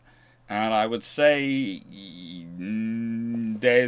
I think you're going to see some smaller ships coming out soon because of practicality, but I think they're probably the big ones are still going to get bigger. Because it's the profits at scale. Right then. It is now been over 3 hours, and I am, as said, going to go and fix the Patreon vote and, well, delete it and restart it, and I hopefully will see you all. I will see you all on Thursday. I'll do Steve Clarke's question, and then I will end the Q&A. So, Steve, you're going to be to get the last question, so please, no more questions. Question 12. Based on a recent answer, would the see development of motherships to act as tenders for the optionally crewed surface vessel swarm? I think all ships could end up being motherships. I think it would be all ships. Thank you, Jack Ray. Thank you, everyone, for watching. Thank you, Derpscott, Kalmagasbag. Thank you, Garius. Thank you, Austin. Thank you, Richards. Thank you, Avis. Thank you, everyone who's been asking questions. Simic David, 96831. Thank you, Michael Cooch. Thank you, Runon. Thank you, Albazaski. Thank you, Bijon. Thank you, Garius the Brit, of course, for turning up. It's always nice to have you along. As I said, I really did enjoy your CH free screen, your Crusaders free stream this morning on Twitch. It was fun. It's also how I basically came awake. Hello, Constantranus and Furrican. Thank you for being here. Thank you, Steve. Thank you, Stafford. Thank you. I think I said Jack Ray, but I'll say it again. Thank you, Robert Dennett. Thank you, Captain Banjo. Thank you, Lions. Thank you, Joss Funk. Thank you, Paul Westwick and Shane Stoney, Andrew Cruz, Wayne, Sean Brennan, RG, Daniel Durkin. Thank you, everyone who's been watching. Hope you enjoyed. Paul Amos. Sorry I'm not my normal quite so happy self, but as said, I've got about a dozen ulcers on my tongue, and that doesn't make me too happy. And couldn't eat because of it. But hey ho. I'm gonna carry on drinking milk, and hopefully tomorrow, after a whole load of cortisol and various other things, I'll wake up with less ulcers and be actually able to eat proper food, rather than trying to chew some monkey nuts. For those needing some clarification, monkey nuts. Thank you, Aaron. Take care. And yeah. I'm going to bump that and end the Q&A.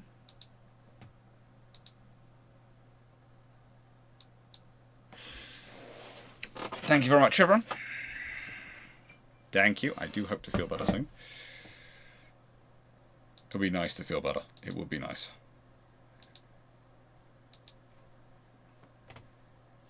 Toodles. Oh, that's what I moved.